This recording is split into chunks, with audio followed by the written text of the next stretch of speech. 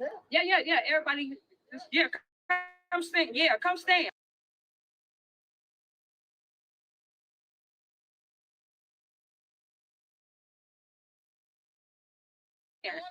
If you want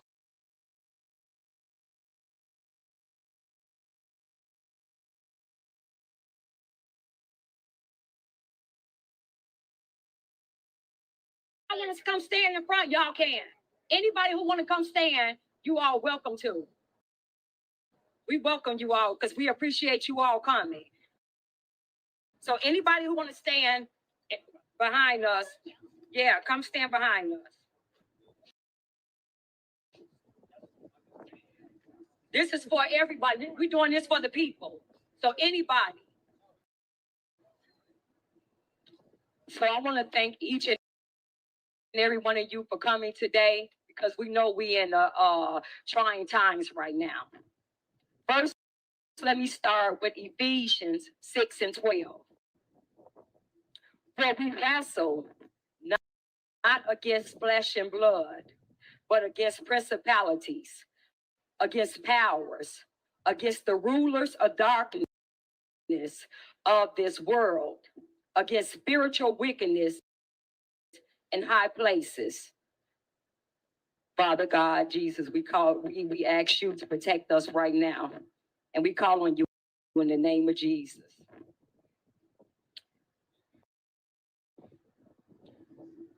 Today is a somber day. It marks the anniversary of the largest terrorist attack on American soil. September 11th, it comes just one day after we lost a kind and courageous ambassador for freedom of speech, Charlie Kirk. And it is yet another day where our children lie bleeding and dying in the streets of our neighborhood.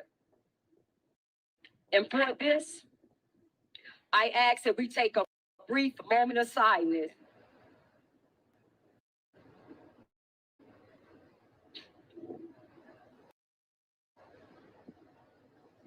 Thank you. Some people told us we should postpone this press conference, but we know better. We remember when President Trump almost got assassinated and they wanted him to postpone his rallies. Not only did he not do it, but he told us to fight, fight, fight. And we refuse to let evil win. This is between good and evil. No, make no mistake about this. Violence and fear are the tools that corrupt and the lawlessness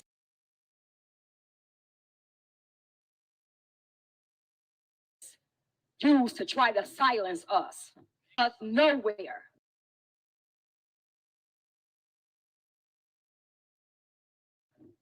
Silence is what has allowed crime to explode, corruption to spread, and our communities to suffer. We will not be silenced anymore. We are tired of Governor Pritzker and Mayor Brandon Johnson standing in front of these cameras and claiming to speak for the citizens of Chicago and Illinois. Let's be clear. They do not represent us. Yes, amen.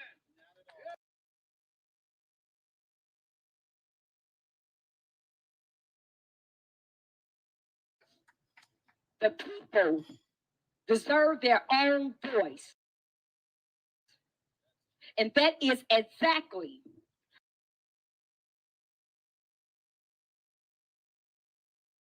what we are here to give them today.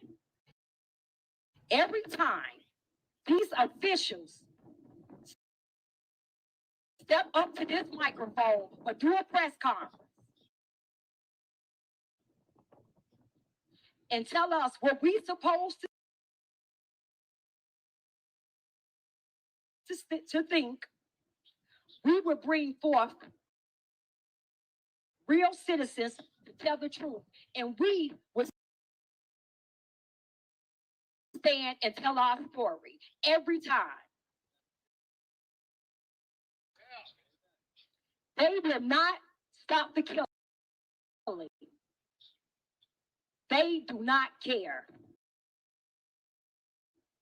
From campus rallies to our city streets,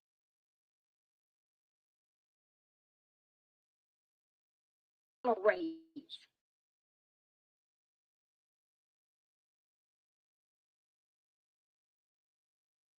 and even encourage violence, chaos, and death.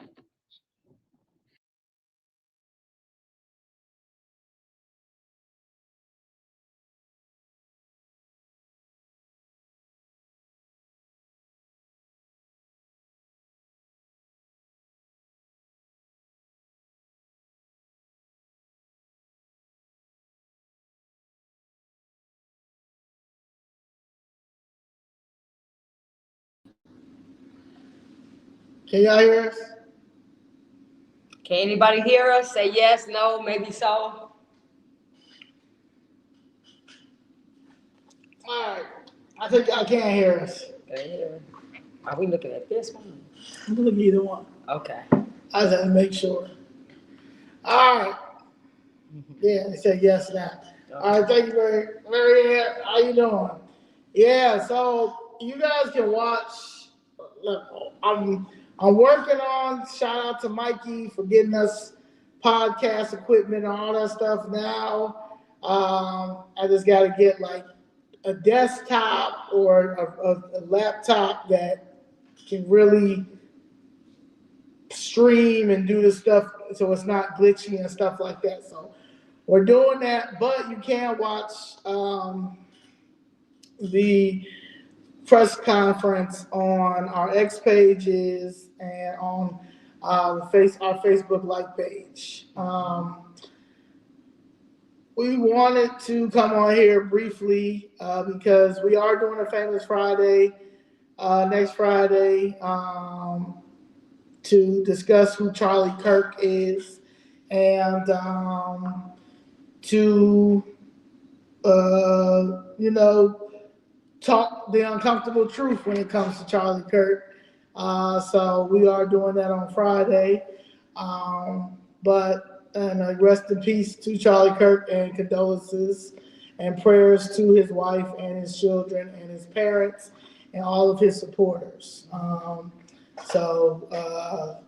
Definitely want to say that. I don't have any malicious intent or vicious words to say about Charlie Kirk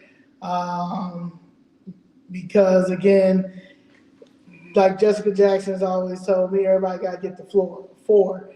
And his influence is something that is undeniable. You guys, no matter how much you hate a person or can't despise a person, what he did was incredible and what was needed in this battle and fight and warfare we're dealing with when it comes to this society now, this government, and Christianity or religious and a whole bunch of things. And those were his opinions and his beliefs. And honestly, for real, if you felt like you didn't agree with any of them, you shouldn't have followed him. I mean, that's just it's real simple. So we'll discuss more of that Friday. But we did want to say that. So this was our first press conference. Me and Jessica were trying to get a press conference for 2 years. And it finally happened. Unfortunately, The assassination of Charlie Kirk happened a day before, and there were plenty of people that were close to him because he's from he's from Arlington, and from the state of Illinois, that a lot of people knew him, watched him grow as a child, as a teenager, as an adult. So it really hit home to a lot of people in this state and in the world. I mean, so regardless, again, despite it, he had influence.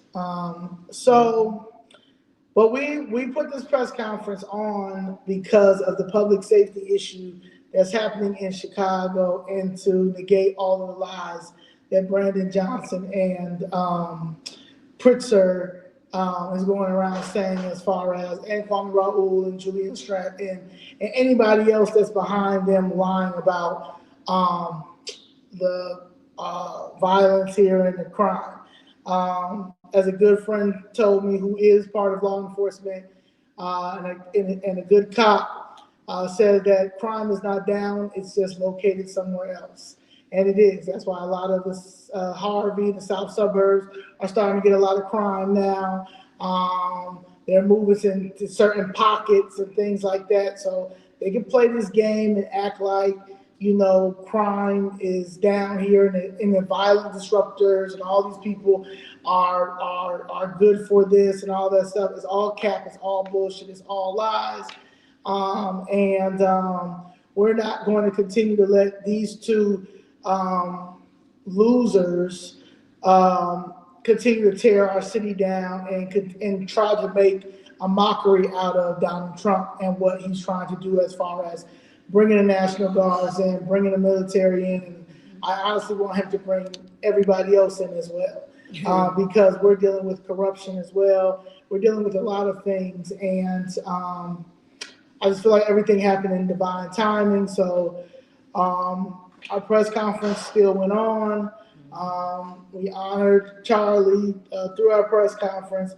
We also honored 9/11 victims as well, and our message was sent, was out there, and it's very clear, and it was intentional, and it needed to happen, and it needed to be heard from all different walks of life in all different townships, counties, cities. Shout out to Miss Susan. Miss Susan, she is a Park Ridge resident. We were on a boat, John Anthony's yacht event on Saturday. Thank you for the invitation and invite. We had fun. We saw Miss Jessica. Miss Jessica looked good. We got to get on the mic together, so that was good, and really expressed the corruption. But Miss Susan basically asked, what could she, the Park Ridge residents, and some of the DuPage residents and the south suburbs that could do to show that they want to support us. They want to help us. They feel like they're not doing enough. They feel like Illinois GOP and Chicago GOP is not doing enough. So what can they do to show that they are in solidarity with Chicago First Red? And I told her a press conference. I said, we've really been trying to get a press conference going. And I think that that's what's needed, especially with what's going on everywhere. And her, Ramona, and Miss Debbie, shout out to Miss Debbie as well, from DuPage. That's my lady too. They got together and made it happen. And we did great. They were trying to give us pushback when we first got over there, trying to say that we had to book an appointment in order to be over there. Let me tell y'all about this real quick. It's very important that you know your rights and you don't kowtow to what these people are telling you, especially in Chicago. We did go over there.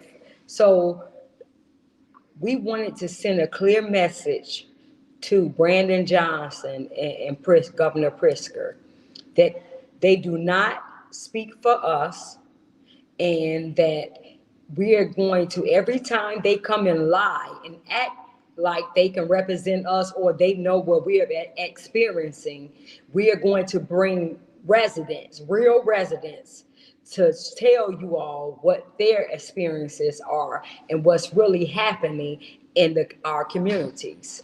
So we wanted to make sure we send that a clear message. Also, when we got there, as Zoe was saying, that the place we wanted to do it at, we were intentional, because wasn't that where they did their press conference at? It was where they did their press conference at. So we wanted to make sure we let them know every time you do a press conference and lie and tell what the citizens want, we're going to bring the citizens where exactly what you did with a press conference, and we're going to let them tell the truth, real actual citizens. Supposedly that was that, because I'm still trying to figure out, maybe they had it in a different angle, but it was supposed to be there. That was the address that I was given when it first press conference. We just couldn't make it because we had media. So they might, like you said, it could have been down there, down a little bit, but it was in that area, vicinity. So when we got there and we set up, and it wasn't even though we just had the ring light at first. That's when they sent somebody over there. Black, of course. Black security. And told us, asked us what we were doing there. So now, think about it. All you saw was two people, me and Zoe, and we had one ring light. Right. Now, you got people walking dogs, sitting down on the park bench with their dogs and everything. They came and asked us. Now, we could have just been somebody who wanted to take a picture of the skyline or whatever. They came over there, black girl came, and asked us, what are we doing here? What was our plans here? And things like that. And that was ironic because it was at that point, it was just two people. Right. And so we said, well, what's going on? Why? Is there a problem? And she said, well, this is private property. Okay, so wait a minute. You got people running, jogging. You got people walking dogs, sitting down there, the dogs pooping in the grass, things like that. But you come to two women who just standing there, and we got a ring light in our hand, and you come to us and tell us we can't ask us what are we doing over there. So I just want to make sure I emphasize that before Zoe finished telling you. Okay, so you can finish telling. So yeah, they wanted to know. She wanted to know why we were there. So okay, so finish. You can tell her. Yeah. So you went over there and said. So I was like, show me in the policy where we can't be here. Like, show me, because I know that this sidewalk is public. I know that this sidewalk right here is public sidewalk. So you show me where we can't stand right here and do a press conference. They said, well, you're supposed to book with we're supposed to book with us. I said, book with with the city. They said we're supposed to book with the city, and then the city got to tell them. Oh yeah, we got to book with the city, and the city got to tell them.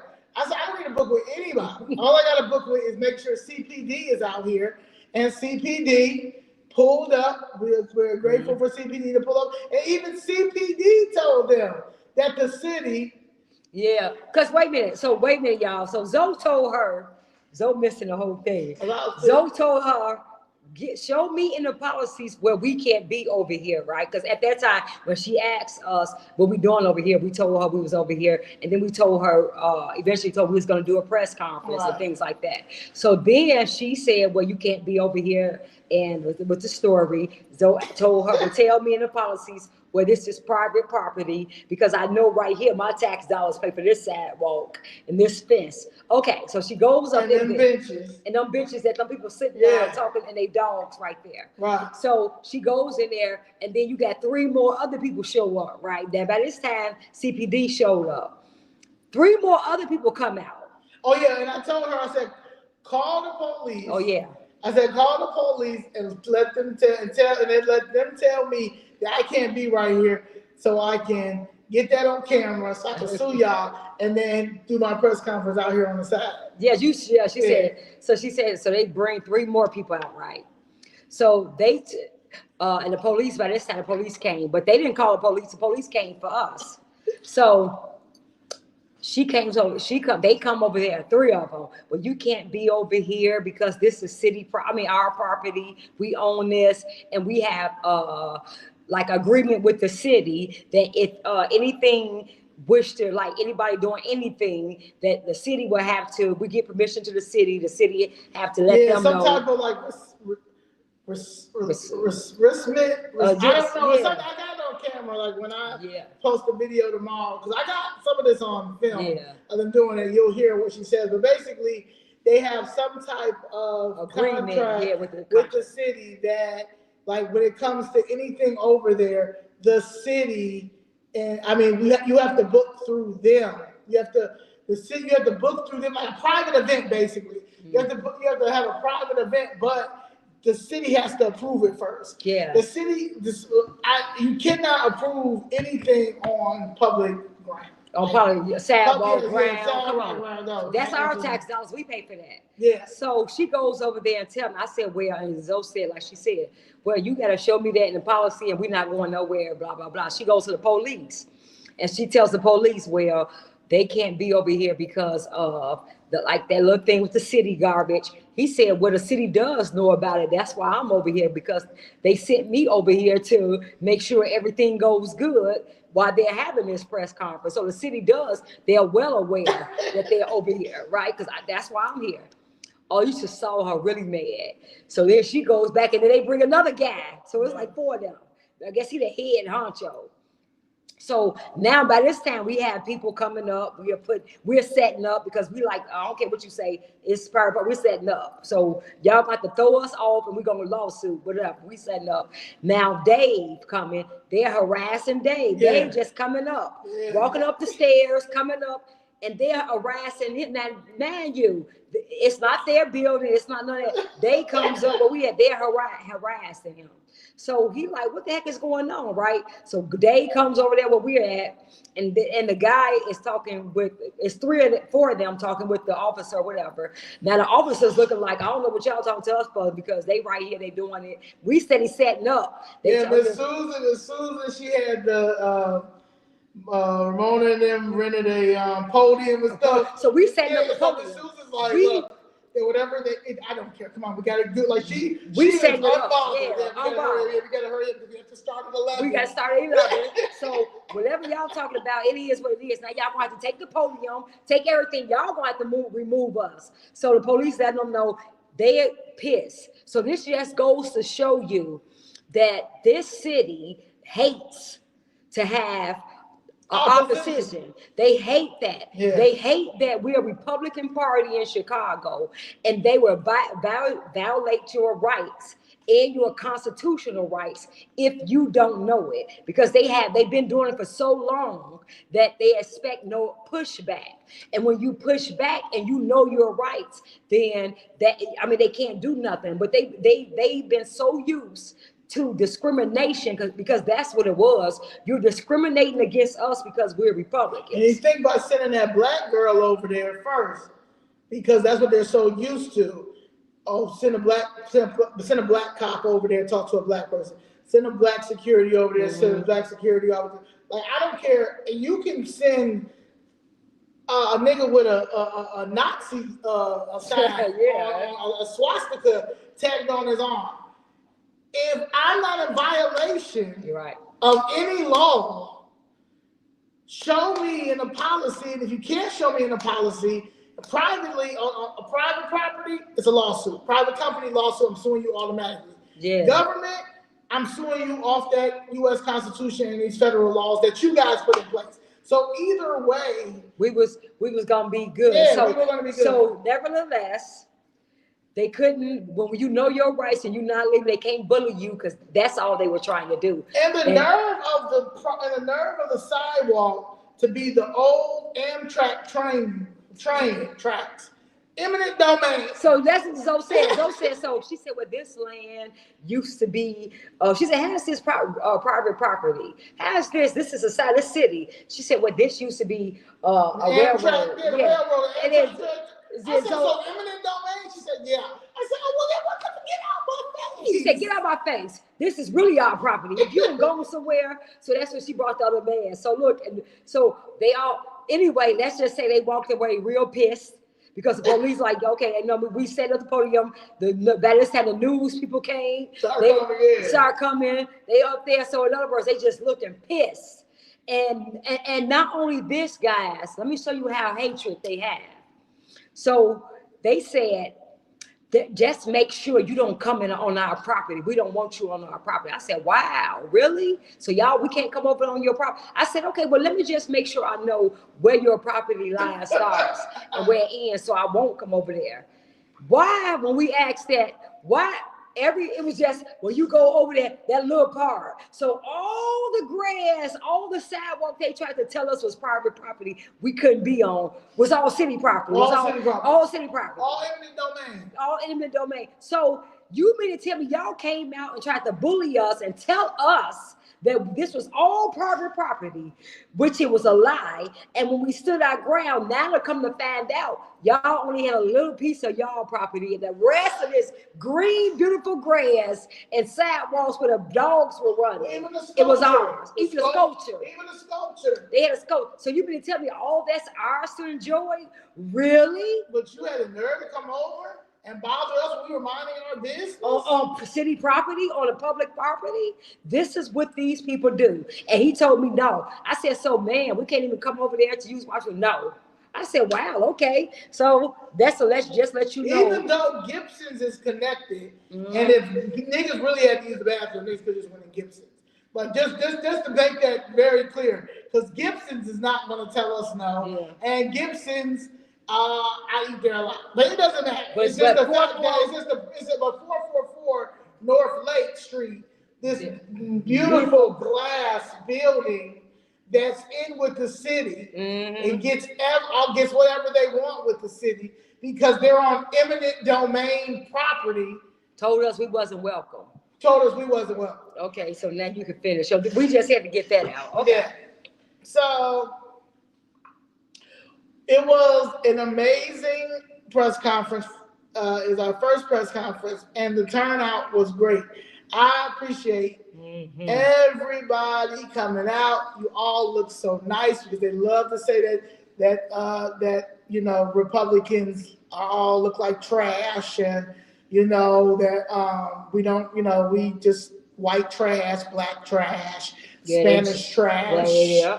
Anybody that's for Trump and MAGA, you're just trash. Yeah. That's what we get even. Yeah, we get hate speech like that. Yeah, we get hate speech like that. So, but we all look so lovely. You understand? We were all swagged out the way that it needed to be. And we had great speakers. So shout out to my boy Brian Drew. Brian Drew is running. Make sure you tell him he's running for the state comptroller. Yeah. And Brian Drew is a great public servant that I've seen so far. He showed up when they were looking for an attorney for the Hyde Park shelter. Yeah. And even when they were raising the funds, he stood with them at that press conference. And that set a precedent that made them go shut that down on top of Chicago Fifth Red doing that video. Because Brian Drew saw the video by way of us and by way of people reaching out. So that was one of the reasons why he came down. And I appreciate you, Brian Drew, for that. And he stood there and he broke down all of the laws that they were breaking on top of Ms. Linda. Shout out to Ms. Linda. Ms. Linda's the one who told me I should do a famous Friday on Charlie Kirk. So please, she put it in my head. She said, "You guys really need to do one on Charlie Kirk because they need to see both. They need to hear both sides, the uncomfortable truth side, which they will. And I can't wait until Friday because people are mad already. They mad because listen, I did a video. Listen, my whole thing, guys, is this. People are so full of hate now because you don't agree with them, because they don't agree with you. They're sore losers. Yeah, it's okay. Listen, that's what makes everybody different. Your experiences is not my experience. So you may not think the way I think because you don't have to go through the things I have to go through, vice versa. So my whole thing is this, and this is what we do. Just like, and I want to say with Kevin Samuels, people were so mad at him, right? And I found myself like feeling a certain way about him now. Man, I never really watched his what he said in its entirety or in context. I used to always see little sound bites, even with President Trump. Back in the day, I used to just look at sound bites, and it made me form an opinion about him that made me start hating Trump because of just the little sound bites they had, and then a narrative they pushed after that. But when I went and started, now after Kevin Samuels died, and after the COVID thing, and I went back and looked at all the Trump stuff in its entirety, I fell on the floor because I could not believe how they lied to us. And then I did a deep dive and it was over. But when Kevin Samuels died and they were putting this stuff out here, then people were showing his clip that he was saying that made sense. And I said, okay, let me go see what's up with this dude. I could not believe that a lot of that, I want to say 90% I agree with him on. I could not believe it. Now, it's always things that you may not agree with people on. So you might not agree. You might agree with them maybe like 96, 97% or 95%. And the rest of you don't. That's okay. But just like we said, I agree more than I disagree. So I can rock with that. Because the other little 5%, maybe you formed their opinion because of where you came from. And you don't know why I'm thinking the way I'm thinking. So that's okay. Because you're entitled to that. So that's all I was saying. Everything he said about the Black community and all that, which I agree with 95%. Some of the things I don't, we'll talk about it in the Famous Friday. But because somebody says something that I don't necessarily agree with, which my family doing all the time, that don't make them hate me. That don't make them racist. That don't make them a certain way because they don't agree with you. It's just that they seeing it from a different lens. Do you know how many friends I have lost because I started this fight way before Chicago Fist Red, way before it got to where it is? Well, they lost me because any true friend ain't going. We're not gonna fall out because of political opinions. But so. Yeah, we got to talk more about that on we'll Friday. Talk more about that. Yeah, because I'm ready. I'm ready to so let that it was because So that was one of the. So with that being said, anyway, so we were glad that we had the speakers that came out and who told their stories. We really wanted to get the residents, and we had the residents that we asked to come.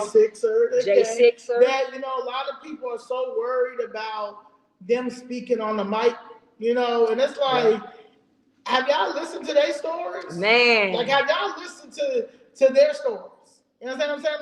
Like y'all, it's just, like I said, it really is the battle of the good and evil, and it's the battle also of the popular dummies and the real niggas. Okay? And that's just what it is, because these people are all unqualified to be in any of these governmental positions, these clergy positions, these NGO positions. They're just friends. It's cliques in politics. And if you're not in that clique, then you are not going to get any type of help. And we're sponsoring all this with our tax dollar. That the Democratic Party, I know in the city of Chicago, I'll say that. I can't speak for everybody else. But the city of Chicago and the state of Illinois, they are Democratic Party of welfare and scammers. And that's who's running our communities. I mean, we're running our communities, but also running these government positions from the federal level to the state level to the local level. Right now, he's trying to push out a lot of these DEI hires on the federal level, and they're making it like it's racism, but it's not racism, man. Like it's like y'all motherfuckers are unqualified. Like that's just what it is, and I'm gonna tell you why y'all unqualified, because there's no way in the world my gay ass should have made a Republican political party. That's how I know y'all ain't shit. Like, y'all is unqualified. Y'all let me and Miss Jessica, two black women that were fighting for our properties, two different, we didn't even know each other. I didn't even know who this Jessica was. You let us go down there for 2 years on that mic,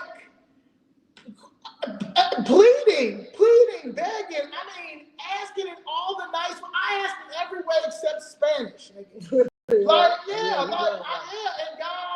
y'all just was like, they're just gonna go away, just keep ignoring, because y'all so used to ignoring us and our problems that people have normalized. This is just what they do. They don't care about what you mean. This is what they do. I'm not into politics. I don't get into politics. Wait, what you say, Zoe? Well, politics is into you. Yeah. I'm so tired of hearing like even some of the people I know, like even before I got this, like I'm like, man, like we the new adults. Like we gotta wake up. Like we gotta do this, man. I'm like, I just don't do politics. But politics is doing us, man. They are doing the black community fucked up while y'all are letting these people build in this manufactured oppression. Like, I'm born 1986. Y'all want me to continue to be mad at something that I was not a part of. Right. I was not a part of that. And I blame both parties in the government system that did not teach correct history. We should have had. I don't C.J. Walker should have been.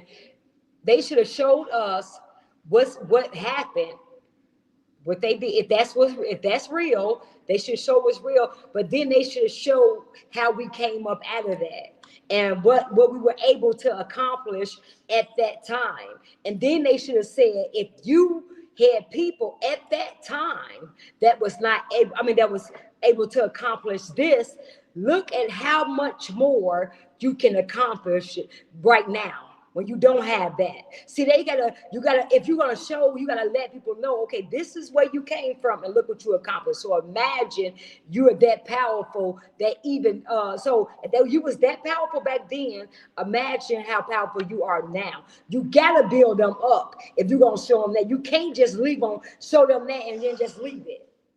Now you got a bunch of angry kids who fighting against each other because now I see that I used to be a slave, you did me wrong, and they look like they your color. Now you got a bunch of kids that used to be friends. Now they want to fight with each other. Now they don't get along, and you just brought a bunch of division where it shouldn't be. So all of this is just divisive. So we have to call it what it is. It's divisive and it's on purpose. And it's on purpose because history is one of the most important things in life that you have to teach your child.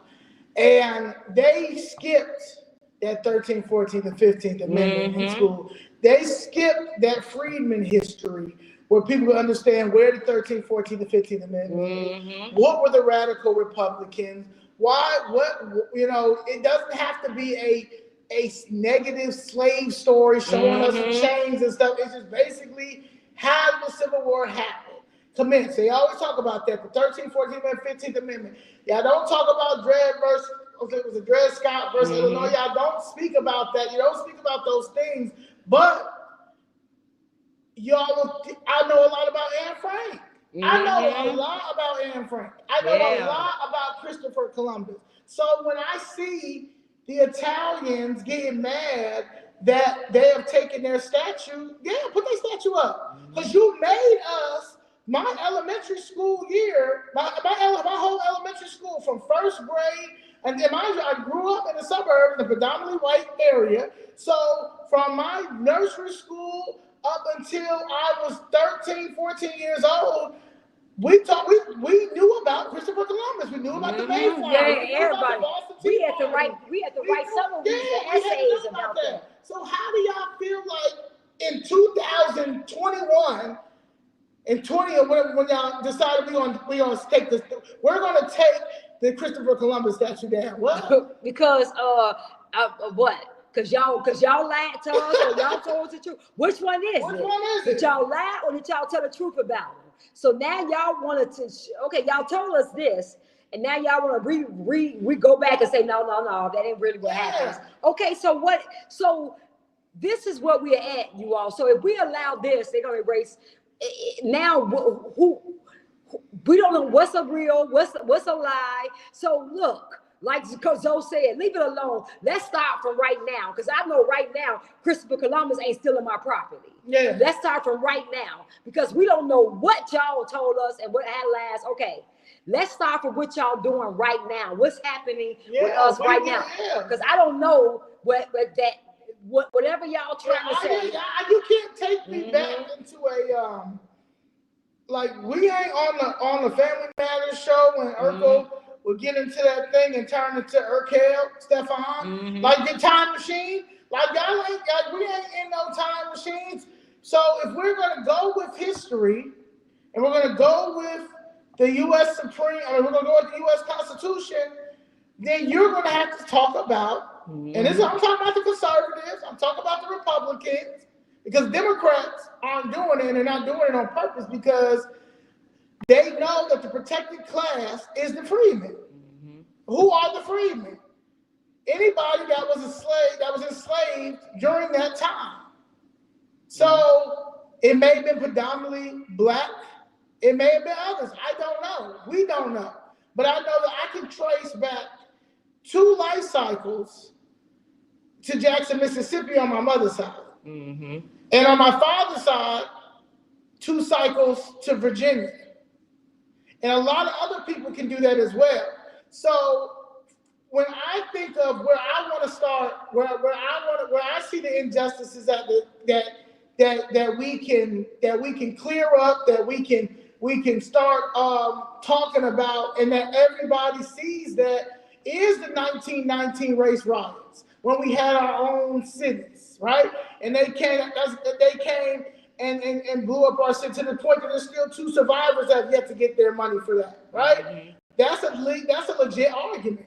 Okay, let's talk about the Civil Rights Act being a scam. I'm just gonna say whatever y'all want to say about Charlie Kirk. That shit was a scam. You know what I'm saying? I'll get into that another time. But you're gonna hear from a black person, a black point of view. They gonna call you a cool. They call me that one. They haven't said my case yet. The Democratic Party has not called. Yeah, they got my property. You just say, so call me anything but a what? Yeah, Democrat. So I don't care. Call me coon, fat coon, dyke coon, all that coon. I don't care about any of that. Just don't call me a Democrat. Just don't call me a Democrat. Don't call me a Democrat. Don't call me oppressed. That's it. And I'm good. I'm good. So when you look at that, so you get the civil rights, right? where all foreigners came over here and took over on that, because our bullshit of leadership, like Maxine Waters and Jesse Jackson and all them coon ass niggas that was in the Democratic leadership they never had our back. Everybody else was pushing for their people, but our people was stealing from our community. Like they doing now. To the point that we don't have nothing in our community. We legit have, they literally taking the slides out. We don't have legit nothing in our community. And y'all keep saying that it's oppression. Ain't nobody what? No, this is straight theft. This is a bunch of unqualified Negroes put in positions and making sure they putting their people in positions that also are unqualified, some that slept their way to the top, and literally have stolen everything from our communities to make our communities just as nice as all of the communities up north, in DuPage, in Wilmette, all of those type of places. So why are we going to continue to blame slavery on this? Like, are we going to continue to blame slavery on why we don't have shit in our communities? And we know, like Zoe said, we know what happened. We know things that happened back then to stop us, like she said, with the Tuskegee, yeah. What happened there? We know this. The Tuskegee experiment. Yeah, and all yeah. The 1919 race riot. Yeah, so we know because this was somebody said to me. But my thing is this, guys. We know all of this, just like y'all know what they did to us at COVID. But are y'all holding Biden and them? Are y'all holding the Democrats accountable for that?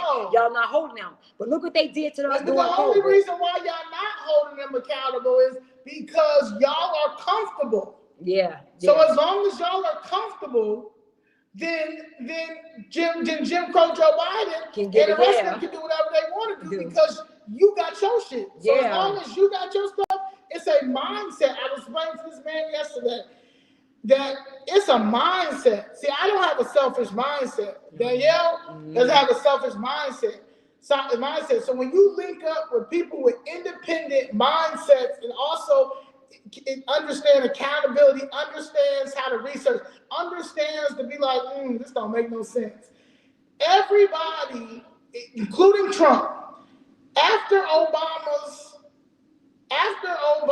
2 terms that were absolutely fucking terrible, everybody knows, any business person knows this, any elite person knows, anybody that common sense knows, any black person who really for black people know that Obama was the worst to ever do it, honestly.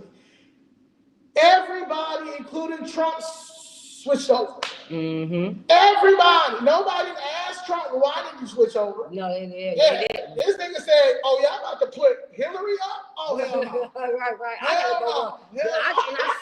And I see what y'all getting ready to do. No. Yeah, like she's a bigot. Yeah. She's a bigot, but y'all about to put her, y'all about to put her up next. After we just dealt with 8 years of Obama. Y'all about to put this white bitch up. No. She about to destroy us forever. So he had to, and what we saying is, so with the press conference, with the press conference, because we about to, we go. So with the press conference, guys, so I quote, what Pritzker, what disgust me with Pritzker was, when he told, I put this up on my Facebook page, when he made a saying, he said, we don't want you here in Chicago. We don't need you here. And it's not an emergency here. You all, that made my blood boil, because how is it that we have 7 mass shootings in a span of 2 months, and you said that's not an emergency? This is how these people feel. Yet, when y'all had 1 mass shooting, with that Catholic school shooting, that was nationwide. It was the worst thing that ever happened, and that was bad. But imagine having 7 of those mass shootings like that within a span of 2 months. They'll be calling it a national crisis. They'll be saying, hey, we gotta, we gonna do something. That's what it would be. But we deal with this in our communities every other week. Every week we have mass shootings, sometimes 3 and 4 in 1 week, like Labor Day weekend. And your governor Pritzker said it's not an emergency, so you don't need to come. So what do you all need to ask yourself? If this is not an emergency, but when you get mass shootings anywhere else, it's a national crisis. If this is not an emergency, then what do Pritzker consider an emergency? Do we have to die back to like 100 a day? Is that when y'all gonna allow this man to tell y'all when enough is enough, or this is an emergency? Do it take 100 deaths a day, 100 of y'all kids dying a day, or family members a day, for you all to let a man who's a billionaire, who stays, and I show him And you should see his house. Gated communities. I posted it on my Facebook. Cameras everywhere. Security sitting in front of his house. Y'all gonna allow a man like this to tell you when the emergency is, when to call it an emergency in your community. So if that's not an emergency, Prisker, when would it be? See, these are the questions that you all need to ask, or just say we're not going for it, because you simply don't care anything about us at all. So that's what I'm saying is, you all, it's not about blue, it's not about red, it's not about black, white, Hispanic, it's none of that. As a human being, we all want a safe community. As a human being, we all want our kids to live and not get gunned down in the street or get killed.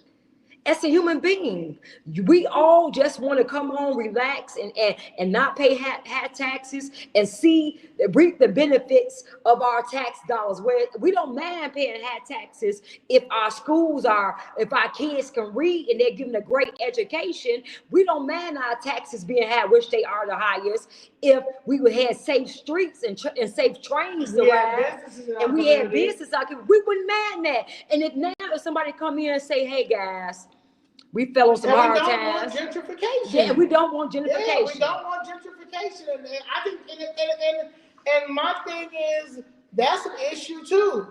Like, we don't want gentrification. We want the money that's allocated to our communities.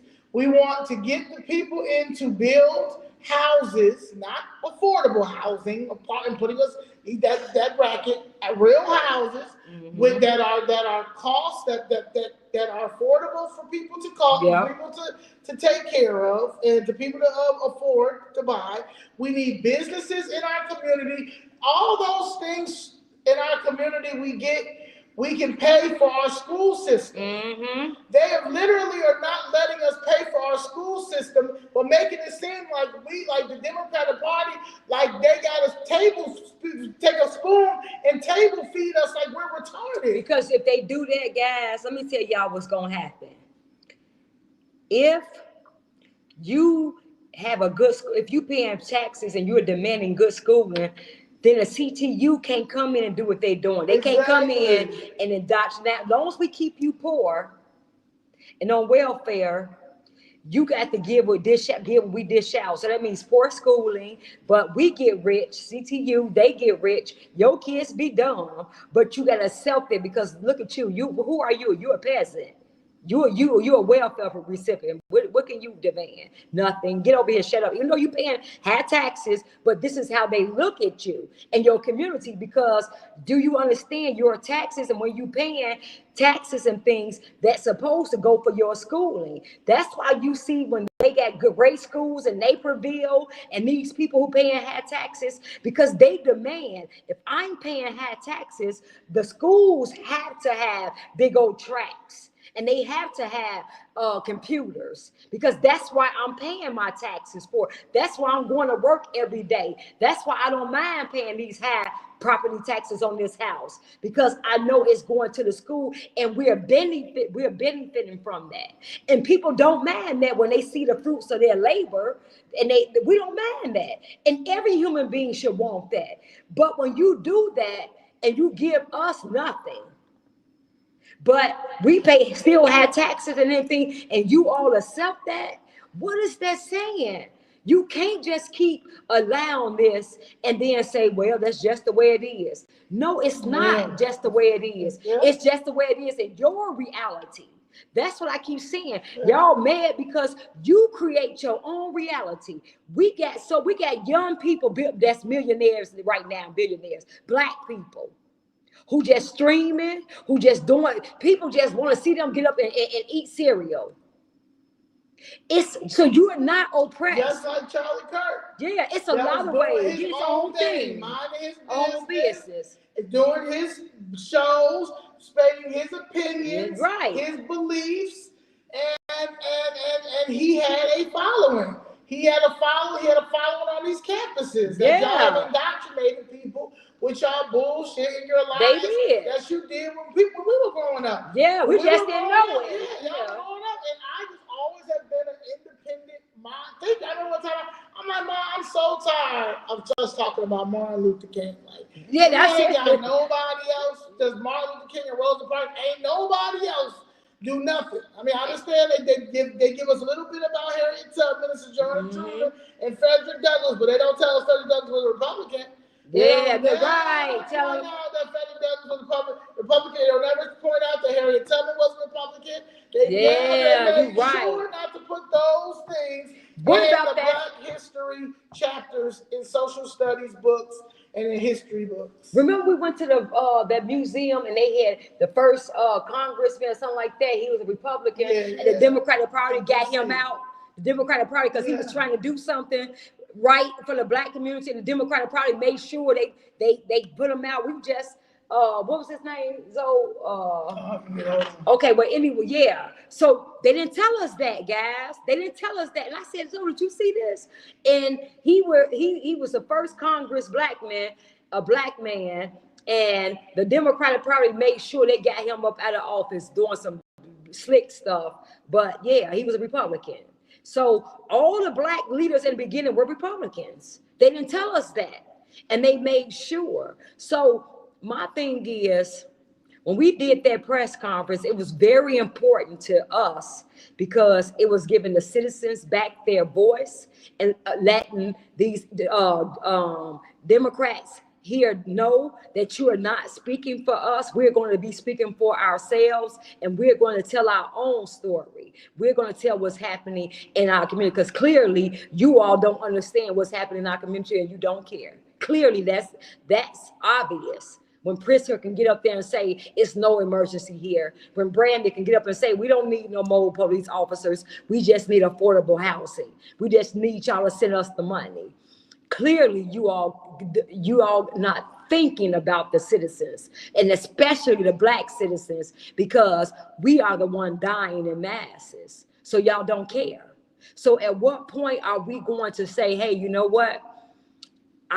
We're not asking you guys, and I keep saying it's people who say, Danny. Robert Smalls. Robert Smalls. And what was he?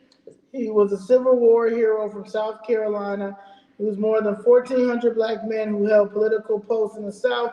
During and after Reconstruction, he was elected to several offices, including the U.S. House of Representatives. Like other Black politicians, he eventually lost his office as Southern Democrats systematically deprived Blacks of the right to vote. Smalls was the longest-serving African-American member of Congress until Adam Clayton Powell Jr. served 12 terms, half a century later. Who did that? The Democratic Party. Because he was trying to get with the rights to vote. The Democratic Party. We keep telling y'all. The Democratic Party keeps shutting us. Exactly what they're doing with right now with this division. They're literally trying to say that this man is going to start a race war. But I told these people in 2023 down at the City Hall that they are doing Vidoliak, I think it was Vidoliak 29 or 49, 30, 29, whatever. But Vidoliak basically was Ed Vidoliak and Ed Burke. They were two racist aldermen, and they had the majority of the votes. It was all white aldermen and one Hispanic that was going against Harold Washington. Anything that Harold Washington wanted, they had the solid votes. They had the majority votes. Now it is the Rodriguez, Sanchez, and Vasquez. They are the new Vidoliak. Right? And so they have the progressive votes. So anything that is going to hurt our communities and help their agenda, they're going to do it. So I told them, I said, y'all are creating a race war between Black and brown because you guys are dumping these people in our communities while coming down here using Black statistics and brown statistics, saying that we need to, that even using Malcolm X stuff, Plymouth Rock, I didn't land on Plymouth Rock landed on me. Like, I mean, using all of the finessing all of our Black leaders for y'all agenda while y'all are ignoring me and Miss Jessica for sure down there, on top of other people that were being displaced in our communities for these illegals. And so to say that, but that way, and I told them y'all are creating a race war, and y'all have. But y'all want to put that over to the side and try to make it this white and black, this conservative, these Republicans, the racist narrative. Trump, he's doing this. What did Trump do? Y'all tried to assassinate Trump. Y'all assassinated this young man who at the end of the day, if y'all had any issues with him, he was a baby still. Okay, so but I didn't mature. My brother, I honestly, I still have immature ways, and I'll be 40 next year. But I didn't really realize that, look, I can't keep having to talk to myself no, you can't keep doing this now. You got to figure this out. 37, I literally was I matured, and then this situation with the situation with my mom and stuff like that, that made me research and understand what we were under and what we were against. So you got to understand. So when I snap off or when I go off still, that's the Charlie Kirk in me, because I need y'all to understand how detrimental this shit is. And he was trying to explain that in the best of his ability on them campuses, because they're indoctrinating our fucking children. These are our future. If we allow that, because do y'all notice how liberal all those teachers and professors are in these colleges? All these kids come out thinking the same way. And I noticed that, all the black women think that we're looking at it, we're calling out. They all think the same way, and they all talk the same way. When you go into these, and then when you look at these white liberals, they all sound the same way. And how you know, and then they always, when you hear people, free Palestine, free Palestine, it's all like a chant. It's all like a quote. You start, it's all the same talking points. Fascists. It's like, wait a minute, they all on campus. This is the ideology. Oh, we're not liberals, we're leftists. Okay, baby, same thing, baby. They understand, but it's a cult. It's a cult. It's legit a cult. Like they tried to do, just real quick, they started in our public schools. How they indoctrinated. Remember that girl show where she told the teacher tried to get her to vote Democrat, and she said, "Why you?" It was on the internet, and then she said, "Well, I'm not voting." Remember in the school, her mother went up there.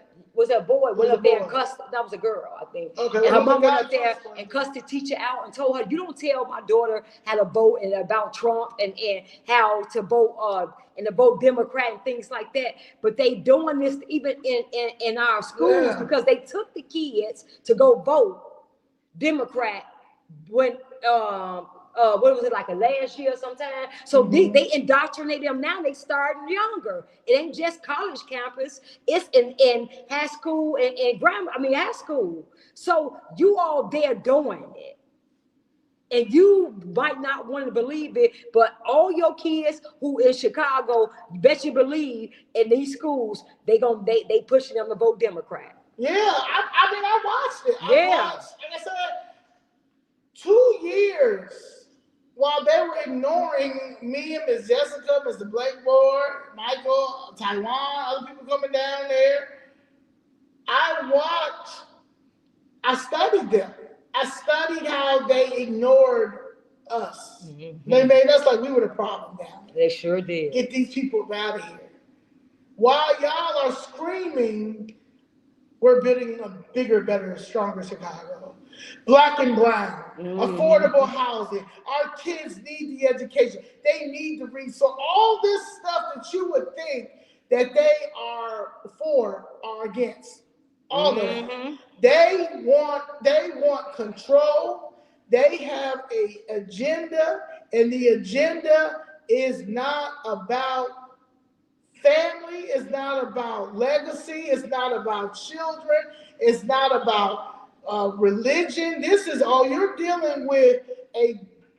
What do you call it? Democrat, the demons, right? They are a cult. They are a cult, and the issue is Black people, we are to blame. We We are the fucking to blame because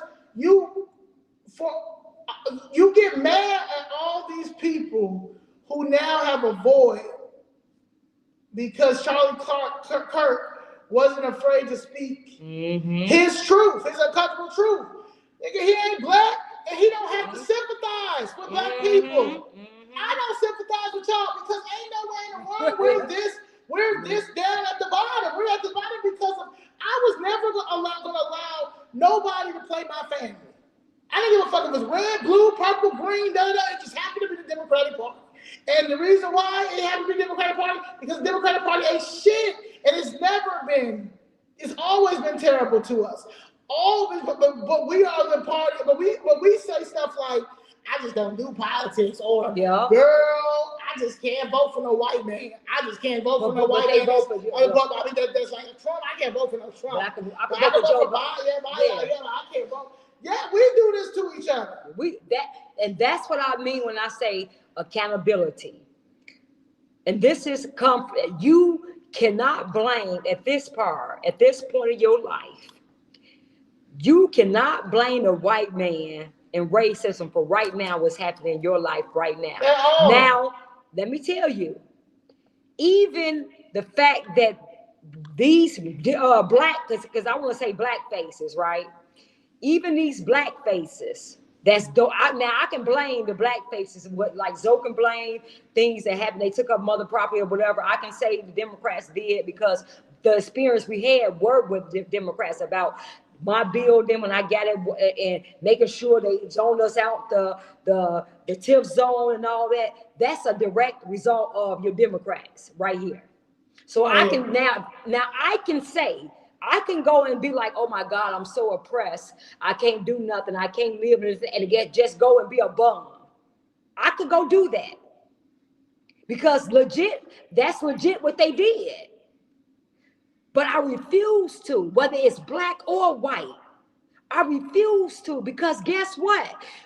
Ain't no man who bleed like me is gonna it's gonna dictate my life. Especially when we paying their salary. Especially when we paying their salary. Ain't no man who bleed like me gonna dictate my life, and I'm gonna allow him to tell me I can't go up here because you did some underhanded stuff. No, guess what? Because I serve a God that's way bigger than you. So if I allow that and roll over and say, oh my God, I'm a victim, which is true. I'm a victim. I mean, not like, which they did do what they did. Everything I'm saying, I legit have a gripe for them because they did do it. So that's true. But for me to say, oh my God, I can't achieve nothing else in life because this is what they did or to just me. Or just to sit and allow it. And sit and allow it. We didn't sit and allow it. Who's gonna do that? Like, nah, like I was not gonna sit and allow them to break the law when I had broken the law and had to go to prison. And or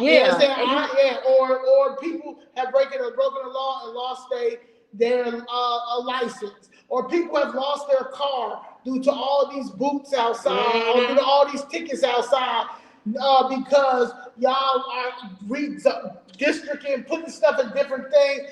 Putting the red lights, more red light cameras, and lowering the speed. Or now you have more non-parking places now because y'all want to put bike lanes and stuff like that. Like, y'all just try to do whatever to continue to get money because y'all don't know how to save money. Y'all are the real welfare recipients. So y'all keep taking from the pot and never let the pot grow, right? And so because you never let the pot grow, y'all don't have to let the pot grow because nobody's ever held y'all accountable and told y'all, no, we ain't sending you no more money. Because I refuse. I'm not a victim. Yeah, I never was a victim. Y'all just did it to the wrong person. Because, I'm not going to allow you to take from me what you did and then say, oh, my God, woe is me. No, because you're not going to dictate my life and how successful or unsuccessful I am. Only me. And that's why when I say what I say, you all, I didn't just, listen. I deal with people on a day-to-day basis, and I gotta deal with mental because I'm a trainer. So the reason why I name my business You Against You Fit, it's You Against You Fitness. And I preach to them every time It's you against you. You're the only one standing in your way. Ain't nobody else. It's you. Anything that you can't achieve, anything you haven't achieved. When this is why you see with weight loss. If you haven't lost weight, if you haven't did that, it's you. You can't blame nobody for that. It's you. You got to look in the mirror and blame you, because when you look in the mirror, who are you looking at? You are fighting yourself, because either you are self-confident, either you don't believe you can achieve this, either you're lazy, either you're a procrastinator. All those things can be true, the reason why you don't have. But it's you.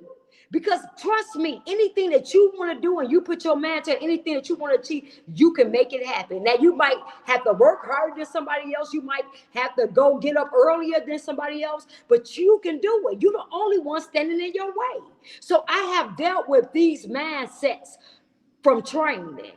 And as soon as they get it, and they understand I said, you with me as a trainer, you with me maybe twice a week, 3 days a week for 1 hour. You with yourself 7 days a week for 24 hours. Who you gonna blame?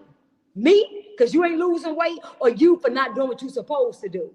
And then when they start realizing, okay, yeah, it is. I said, so you gotta put the blame on you. So when they start holding themselves accountable and start saying, okay, I'm not gonna be lazy, and I'm gonna start meal prepping, and not just eating anything. You talking to me?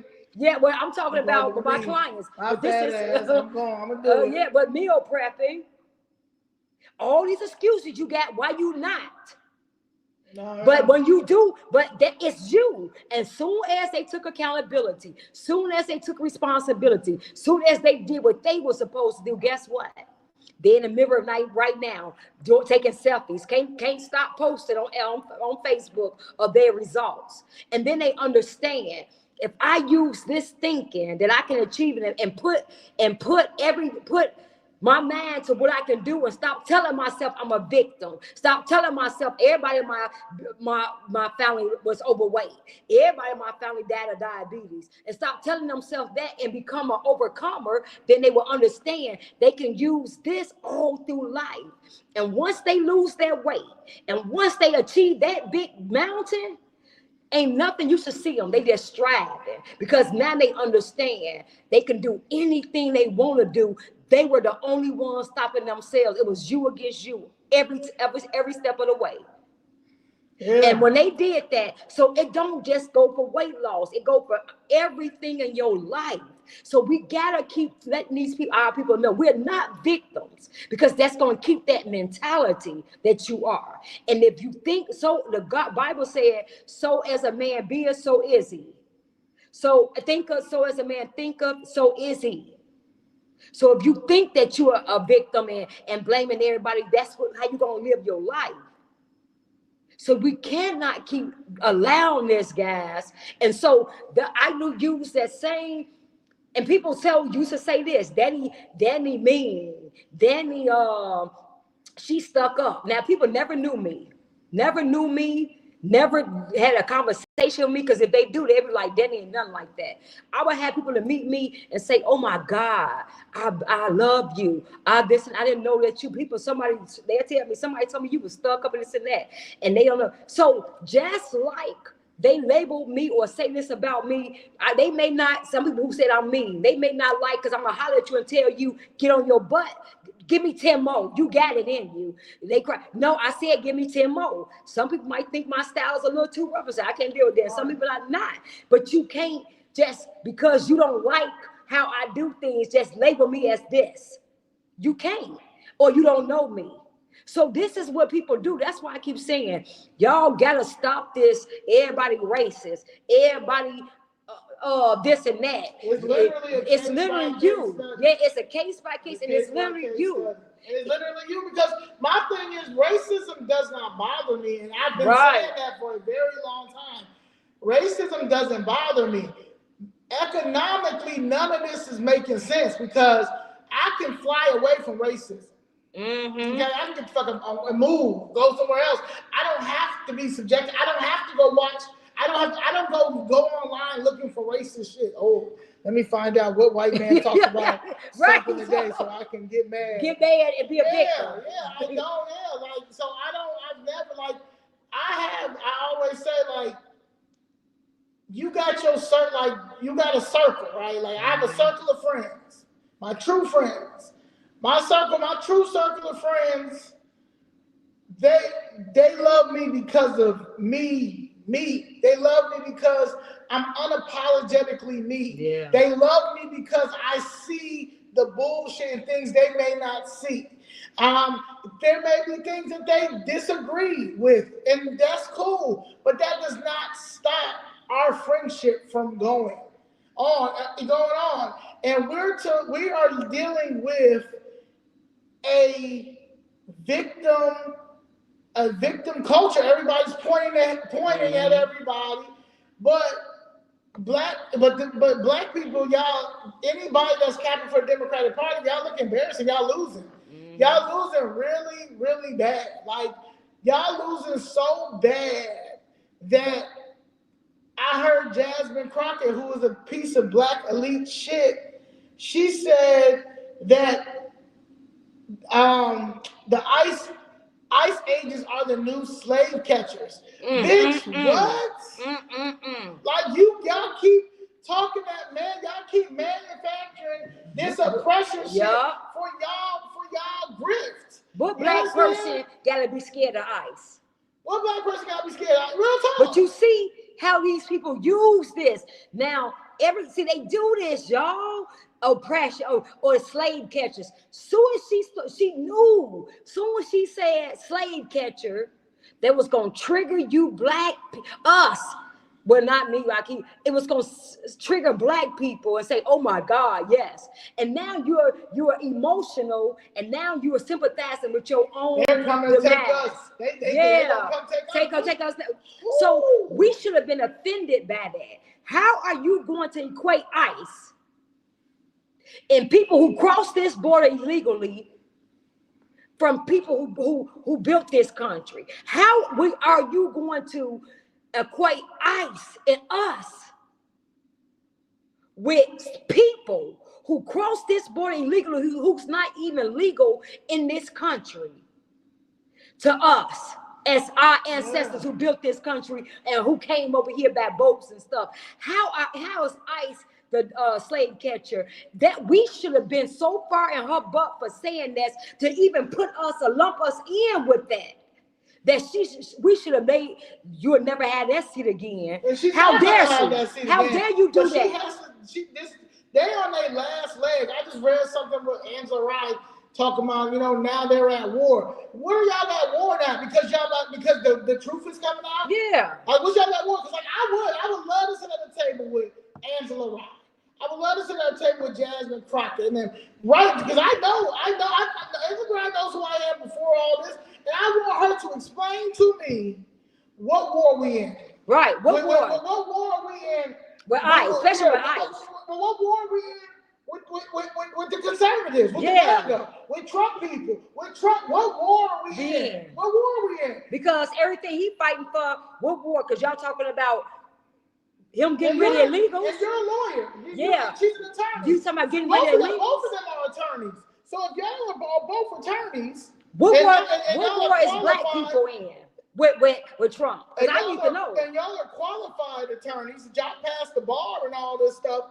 Then y'all should know everything he's doing is not is constitutional. Everything he's doing is constitutional. So you're just mad because y'all are losing economically. Y'all thinking about them stocks, your lavish lifestyle. Black people, your cocktail parties. They don't be doing nothing. They're talking. You're a celebrity. You're celebrity. Her 3 houses she have. Her $3 million houses. Well, it's about all of them. Yeah, all of them. You'll be worried about losing your credibility. The credibility was lost when y'all was trying to put Kamala Harris in there as a black woman. You understand what I'm saying? Y'all messed up. But none of y'all have addressed the displacement issue in our community. Never. None of y'all have addressed all the billions of dollars have been allocated to our communities for decades, and it's never made it to our communities because people have been stealing. Y'all have yet to hold these people accountable. Y'all have yet to talk about how fucked up Obama was as a president. Mm-hmm. Y'all have yet to talk about how that COVID shit was bullshit. Y'all have yet to talk about how y'all got forgiven for PPP loans, but other motherfuckers went to jail, and then y'all tried to put J6 in jail for the rest of their life while y'all was stealing millions of dollars of PPP loans as a public servant, as a politician. Like, let's get into Y'all have how fucked up y'all are. Y'all have yet to talk about how the Roe versus Wade riots killed people. Y'all have yet to talk about Planned Parenthood and Margaret Sanger and her wanting her to exterminate all our fucking babies.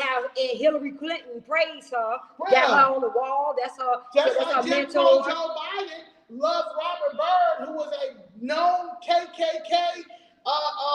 Head of the KKK. So I'm just saying. And y'all telling me that so the attack we under because Trump wants to get rid of illegals, that because Trump got rid of DEI, because Trump that he should have. That he should. So let's get into it. Let's get into it.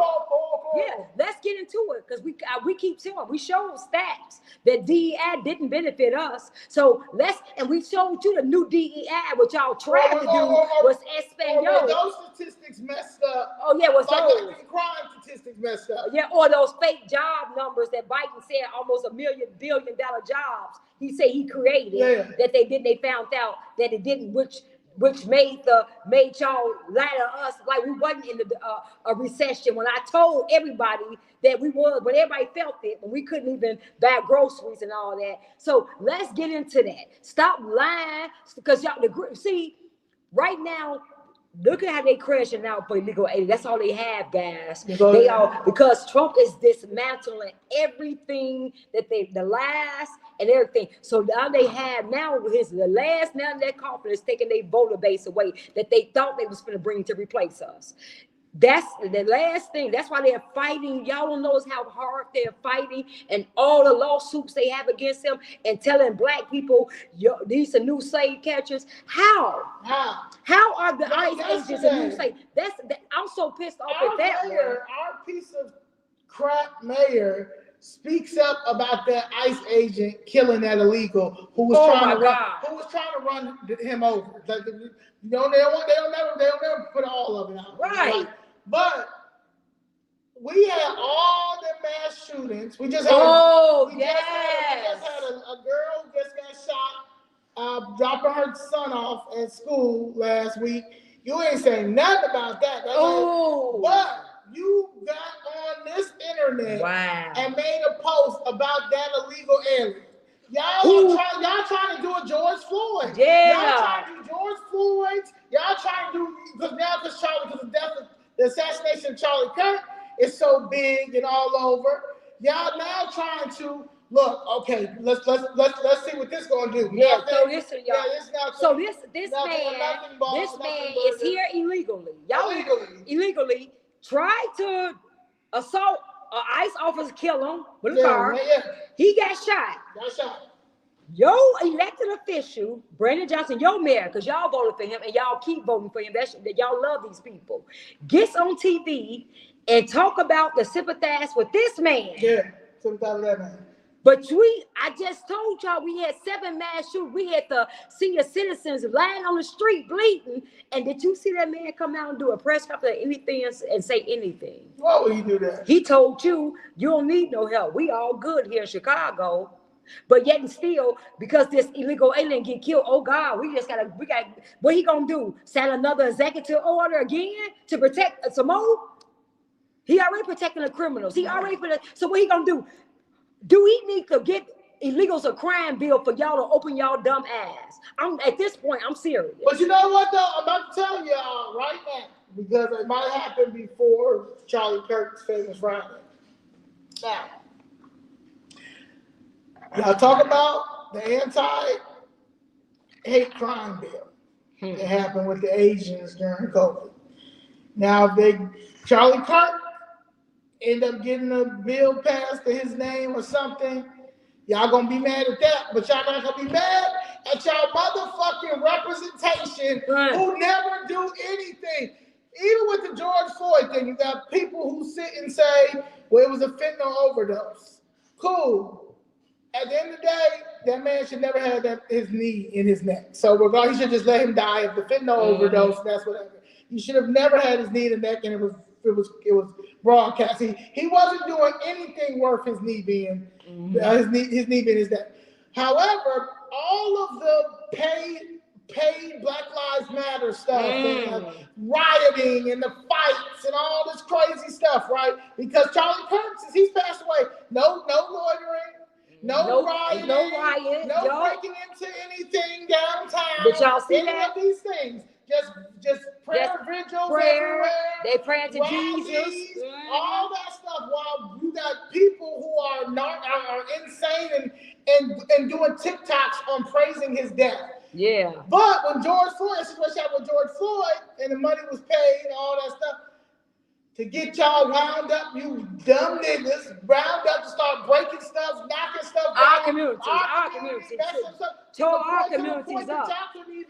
Pilsen wouldn't even allow y'all to go and get y'all medicine from the pharmacy because y'all done let them fuck up the pharmacy in our community. Yeah. And they like, hell no, which is fucked up because what about black and brown? But that's a whole nother story. However, I'm saying that to say they did all of that. Y'all did all that, and we still don't have no legislation. See? But y'all gonna be mad as hell if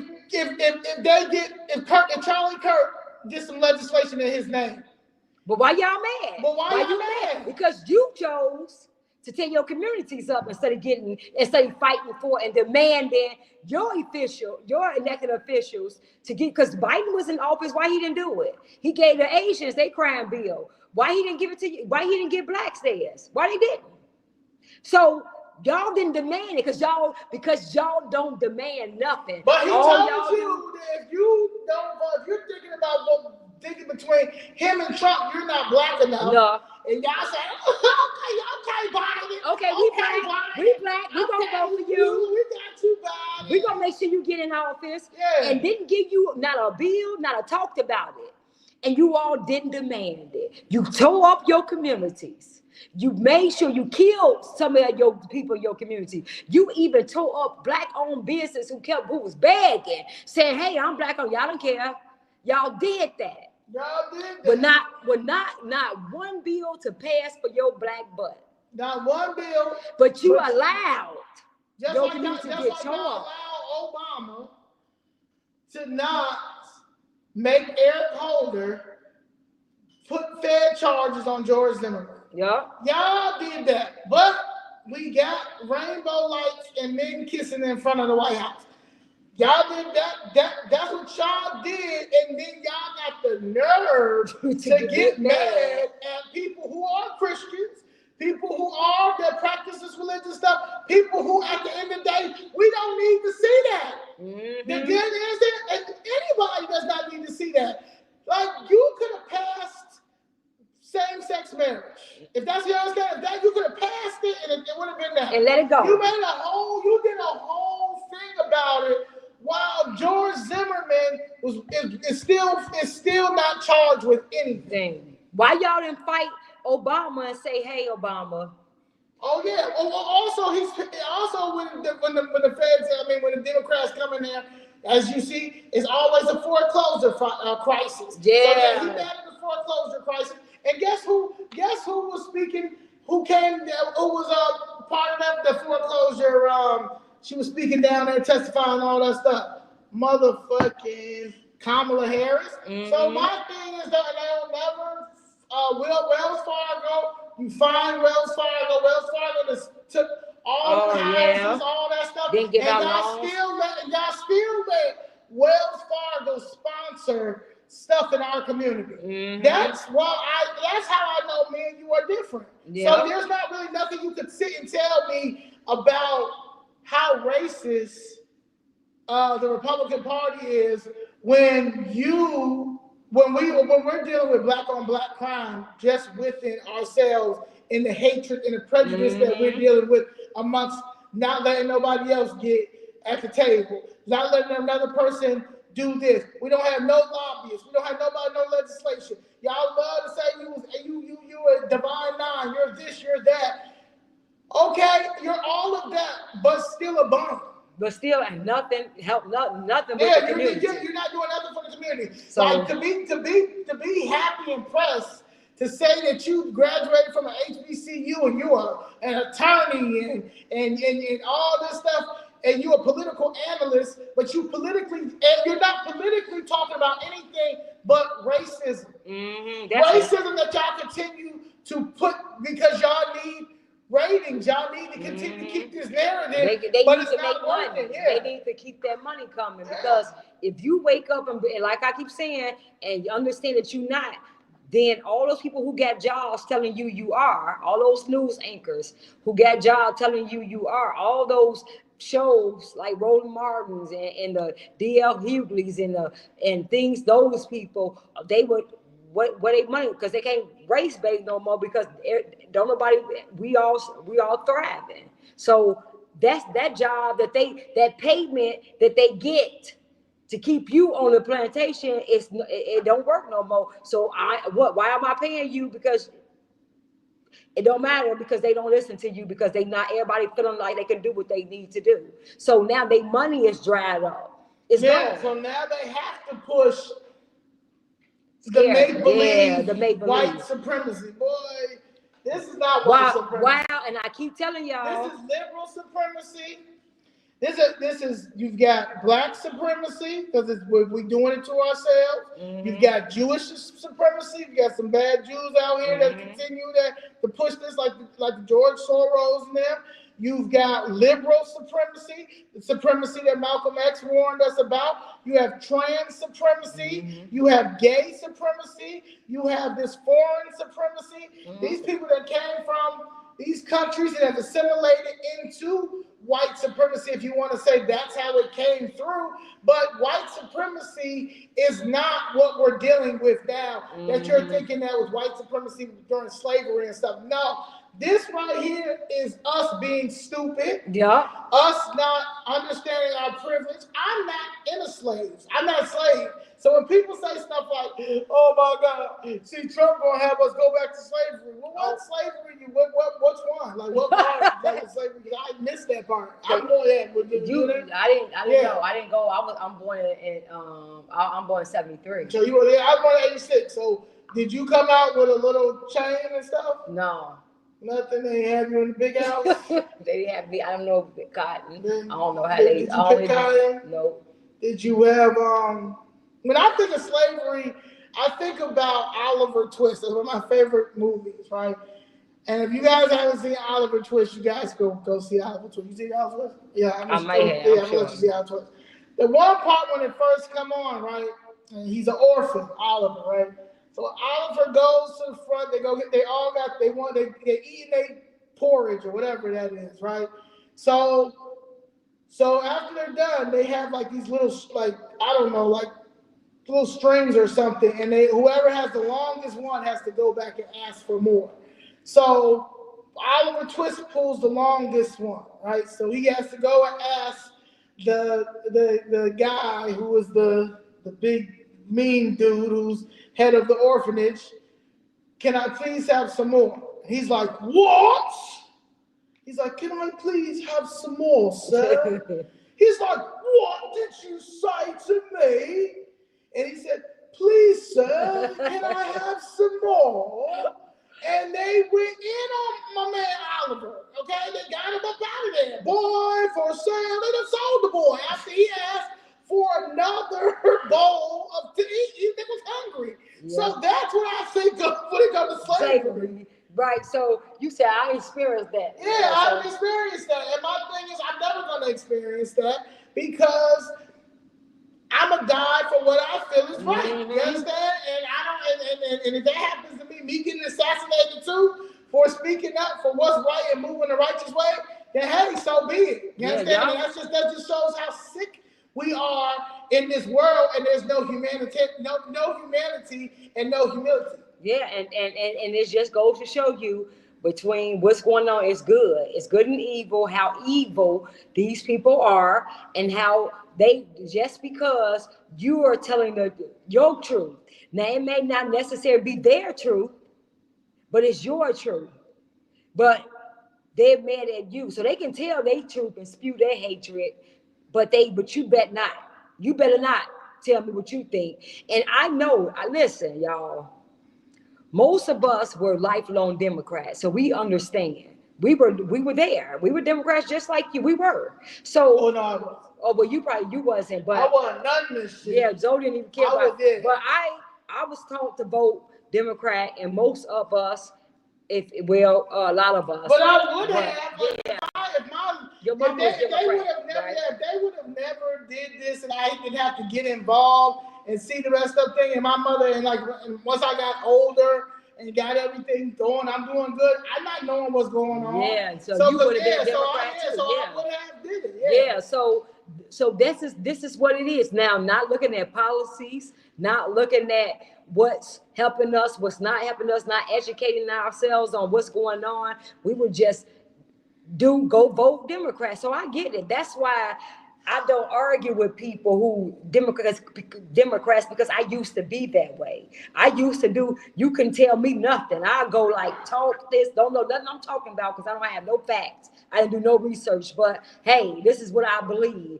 But when I start doing my research, and somebody told me yesterday, they said when you get into a different tax bracket, that's when you become a Republican. I said, wow, they never lie. When you get out of that slave or that oppressed or poverty mindset, when you start understanding who you are and who God called you to be, and that you are much more than that, when you start trying to achieve something and leave stuff for your kids, that's when you realize that, hey, this Democrat don't work for me, because they trying to tax me, make sure the business I'm trying to get, they trying to tax me, give me all these regulations. I got to do all of this, even make it so hard for me to get a business, especially if you ain't plugged. If you just a citizen trying to do it, then they making it so hard. But not when I was broke, oppressed, telling me I'm oppressed, broke, in poverty, I could just go to the aid line, give me aid and stuff, but I never could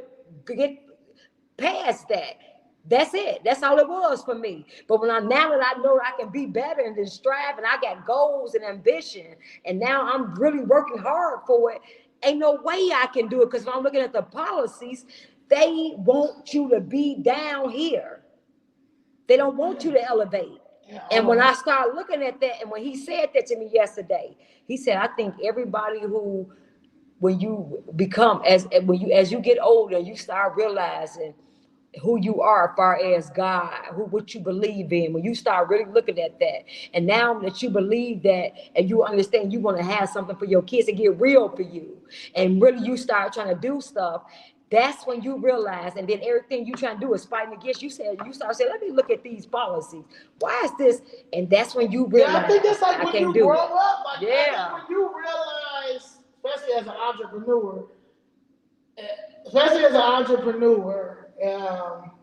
but when you care about legacy, when you care about your kids having something, and when your parents get older, and you want to spend as much time as possible with them and travel with them and things like that, you shouldn't have to be worried about especially when like your mom had a house, and then now she's giving it to you and stuff like that, or a business or anything like that.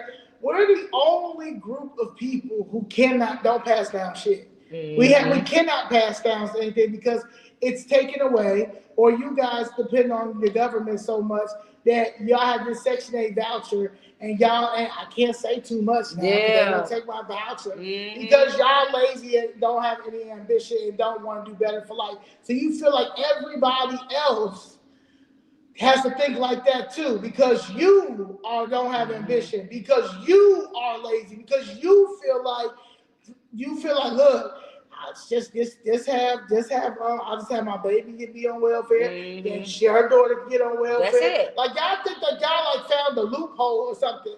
Like y'all did not find no loophole. Y'all like it needs to be 2 years. It needs to be 2 years, and anybody that's a senior should have Section 8 until they are no longer here with us. They should have to worry about, because they are on a fixed income, especially if they don't have a home. But anybody else that's able-bodied, that can go do something, you got 2 years to get yourself together, and that's really a long time, because I say a year. Yeah, because there are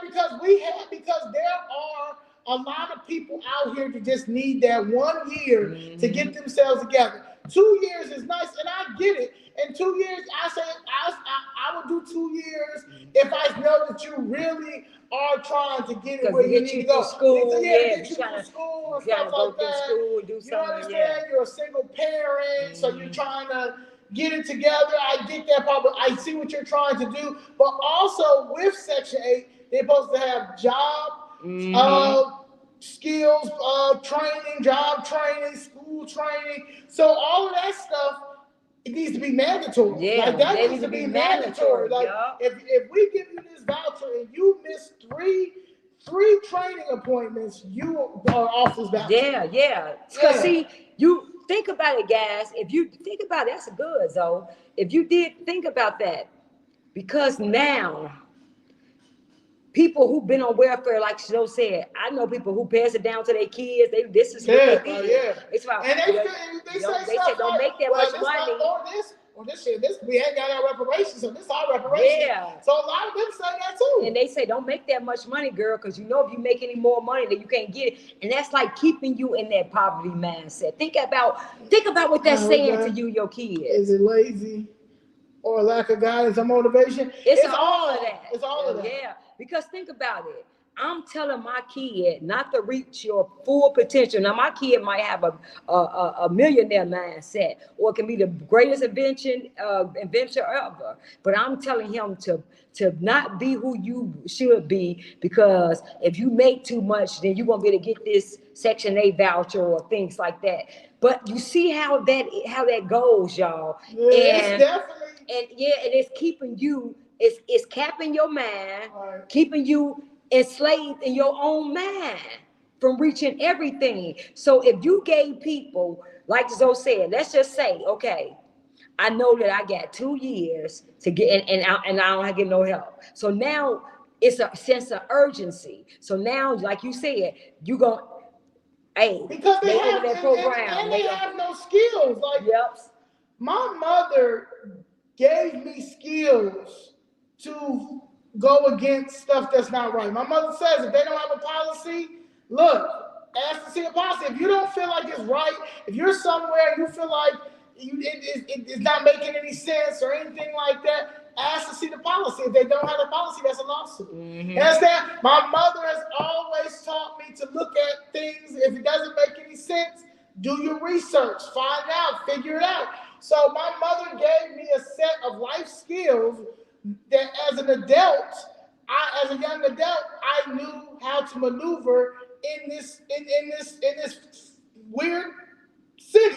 You understand? Or wherever I was at. The same with, so these kids are not getting no life skills from their parents. They're not getting any life skills at school. We don't have any mentors and stuff in our communities. These pastors and priests can't be trusted. So you see what I'm saying? So we continue to deal with this broken system, just like this immigration system here is broken. We have too many broken systems that are relying that we're paying for. We're paying for a broken immigration system, and we're paying for a broken social service system. And because the real people who need the social services are not getting it, and the people who should not be having it at all have them, getting all of them, and work for the city. There's some people, Maria Haddon, she's in subsidized housing. How? and see, and this is what we're talking. Yeah, how you in subsidized? Yeah, how you housing? in subsidized Making all that housing? money. So we gotta. These are the things. You but, and your girl who work for you see, too. and we are paying you guys. We are paying for Medicaid. We are paying for Medicaid. Our tax dollars are paying for this. So when you see that people saying, hey, we gonna get you 2 years, you offer that, you need to be glad that's your tax dollars that's paying for these. If think about it, I always say this, an able-bodied person, God knows, don't nobody just get up or go to work and say, oh my God, I'm so glad I got to get up and work every day. Some people may, but I'm just saying the majority of us are not happy to go to work. We got to get up, get in our car and go to work. But if I have to do that, some people, single moms with doing 2 jobs, if I have to sacrifice and do that, do you actually think I'm okay? That when I get my butt up and go to these 2 jobs I gotta have. When I look at my check and all these taxes, $500 that was taken out before I even got cash in my check. My money gone. Now I work for this. Get up early, sacrifice. That's gone. Do you think I'm okay with that happening? And then here come an able-bodied grown man or woman right here, lazy, not going to work, getting money, which is my tax dollars. That $500 they took is going to her. Right. Right. Because she laying down, want to smoke a blunt, send her kids to public school, and she can't wait till they leave because she can't wait to get high and get drunk and call her boyfriend or a boy up, and they laying down the bed getting it on to her kids because her kids won't be back home until 3 o'clock. So she there smoking weed, listening to music, having sex. Child can't read. Can't read. Homework never done. So now think about this. Get the picture. This is this. Man coming over, they smoking a blunt, drinking. 2 able-bodied people smoking a blunt, this and that, kid going to public school. You, 3 jobs, working, going, making it happen on the bus because you probably can't afford a car, making it work, $500 taken out each check. And your money is paying for them to lay up and smoke blunts on Section 8 or on welfare. Is that right to you? This is how y'all got to start looking at stuff, because this is the reality of it. Right. It's not right and to having you. Even more kids. And having even more kids, and now they getting more of your tax dollars. So you're going to work for this. Yeah. And if you speak out against it, if you white, you racist. If you If you white, you racist. If you black, you're a coon. So at this point, I'm just my racist white people who have an issue with this, and our coons, the black coons who have an issue with this, let's keep on going until President Trump gets these forensic audits, and then we're going to see who the real coons are and who the real white racists are that have allowed the white liberals, who are the real racists, and these black gatekeeper coons who have sold us out in the name of oppression and white supremacy. There is going to be a rude awakening. And the thing is, they have to continue to go on President Trump the way they are, because he is a white man. And what he about to do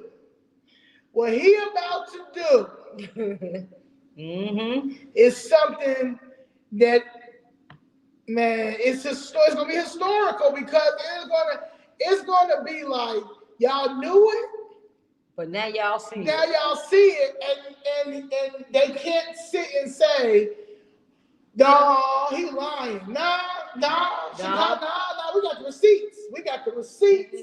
We have all of the spending. We have all of the evidence when they knocked down my family's building. We've got all the migrant spending. We know where the shelters were. We know what NGOs was going in there. We know what churches that were. No, because see, y'all, while y'all was ignoring me and Miss Jessica for 2 years down there, I was going to school. I said, okay. So this is what we're doing. This is what you got. Okay. So this NGO going through this way. This NGO going through this way. Oh, y'all having bishops trying to be on the CTA board. What the fuck? See, and then you got and being on like all this money y'all laundering through CTA about y'all was about to that was the real reason why they really supposed to knock down our building, because it was supposed to be eminent domain, because they were supposed to be putting the railroad through it, like what we were talking about earlier. But that now all of a sudden that stopped. So I'm just saying we got them, like we honestly, y'all, the supporters of Chicago Fist Red, we have there, and this Donald Trump. Donald Trump has his foot on their neck, man. I'm trying to tell you, and it's gonna be snapped. We're gonna snap the Democratic machine, because all they did was be corrupt, and lie and say it's this, and say it's something else, and it's him, and all the while y'all gonna see who the real, who y'all know it, but y'all don't want to believe it, because this is just what y'all choosing to do, and we shouldn't even have to. Curtis, we got a new member. Hey, Curtis. Thank you, Mr. Robertson. Yes, and this shouldn't even be. That's why I say it shouldn't take. It shouldn't take nobody to tell you what you see in your community. It shouldn't take Donald Trump to tell you crime is up and this is ridiculous that we got all these shootings and killings. But y'all keep saying, but the reason why is because y'all keep saying he's a rapist. He's not a rapist. Oh, rapist? Yeah, he's not a rapist. Oh, they say and I really wish that y'all would go. That's just like what they're doing with my situation with my housing. When they're knocking down my family building. Now, we got all the evidence over there showing what the city has done. We have everything to prove what they did was wrong, right? But they are stalling it because they don't know what to do, and then they say stuff like, "Well, statute of limitations." Wait. Right. Ain't no statute of limitations on fraud. You understand what I'm saying? But because they're making that up and trying to make this narrative, telling everybody around like she ain't got no case. No, it wasn't. They did it wrong. It was building violation. We had it. All that's just lies to make it seem like I'm crazy, my mother crazy, we scammers. We just doing this what they do. Crazy, yeah, whole time did the same thing with President Trump when it came to what Gene said. What you understand? Gene said that he raped her in the 80s. Why didn't Gene say that he raped her in the 80s? Why did it have to come out when he decided to run for office? Why did they do that to Eric Adams? Why did somebody come to, when Eric Adams started talking about that illegal alien, they wasn't giving him no money and calling it out and talking about it and going to the White House and complaining about it? Why did a woman come and say he raped her or something like that? Remember that? Now, all while he been there, Eric Adams, this woman ain't breathing. Everybody see this woman. Yeah, and I'm gonna tell now a woman come and say when Eric on his way to that White House to demand more money and talk to somebody and say, "Hey man, they going crazy in New York. I need some help. You ain't sent me nothing. We on our own," and talk about it. Then here come a woman talking about he raped her, and here come the feds. Well, that and all of a sudden, he been doing deals in Turkey. Now y'all know Eric Adams been doing deals in Turkey for a long time. Now you understand? So y'all all that BS with that. But it just comes to show that they're mad because Thank Trump. You so much, Curtis, for the. Thank you. Thank you, Curtis. Thank you for the. Yes. Yeah, we trying. And it's gonna be something that's just gonna be, these people right now. You're dealing with sore losers. These people are mad because they're embarrassed, even though they shouldn't be embarrassed. There's nothing to be embarrassed about. No, they should. Yeah. Who's about the Democratic Party? The people who vote for them. If you open your eyes, do your research, and be like, oh hell no, like don't be embarrassed. Leave them. They have yet to apologize for what they did. Exactly. They don't even announce it. If they were really sincere, the Democratic Party was really sincere, my case would have been settled. And they would have just come out and acknowledged. But it would have been settled because you got 4 years. You got a whole I built a whole political machine to go against you and your corruption. You cannot. They cannot They can't come and say anything to me or settle it, and Donald Trump is going to have to do it, which I believe that he is going to do it, is because they have been doing this for so long. It's going to open the floodgates. It's going to open the floodgates. And they can, and when people going to come in like, oh God, that's going to be. Yeah, and they've done this for so long in every area. I know that I've had some Hispanics come to me and say, oh, they did it to me too. Yeah. No, you got, like we took them motherfuckers down. You know what I'm saying? So, and we're the only ones that have normalized it. I've talked to white people that they tried that bullshit. They like, hell no. We are the only ones that say, man, this is what they do. How will we have a do nothing Black Caucus? We have the NAACP. We have all these houses. The Urban League. We have all these Divine Nines. We have all these pastors. We got Rainbow Push. We got Jamal Bryant. With the Gucci shawl. You got Al Sharpton. With the big head. You've got Jesse Jackson still walking around here, drinking out and eating and drinking out of a straw. So at the end of the day, if we got all these people in 2025, this is what I'm saying, I need to understand too. Modern day, not in 1906, not in 1825. No, we're talking about 2025. Okay, Clips just came out with one of the best albums. Okay, they were just at the Vatican's performing. Okay. And they got a song called Chains and Whips. And honestly, y'all niggas still in these chains. And y'all want to be in these chains. Y'all want to fight. This is like, the Democratic Party is like dating, like you finally got like that one you wanted. All right, man, I got it. And then all she do is just nag. You like, oh, no, hell no. Get the fuck on. Like, that's the Democratic Party. Like, you can anything, no matter what you give her, the stars, the moon, anything that she wants, she's still gonna come back and be like, yeah, but I need my spaceship too. Like, that's great you gave me the moon. Yeah, that's great you gave me the stars. Ooh, candle lit. But where's my rocket ship, bitch? So I'm just saying, like, you can't please a group of unqualified people that were put in positions because that was their homegirl, that was their child's friend, that was an ex-girlfriend's daughter, that was somebody that sucked her way to the top. You understand what I'm saying? You put them in all these big positions that have no idea what they're doing, and then when they start stealing and being corrupt, in order for you to hold on to that corrupt seat, because now it's tainted and all messed up now, you got to wait to find somebody else to fill that same thing. So now the corruption ends. Corruption keeps going and going. That's why Tony Dwayne Preckwinkle is still in office. You understand? Because they got to find somebody to continue to do her corrupt shit. So, like, y'all got to realize that our press conference set a precedent.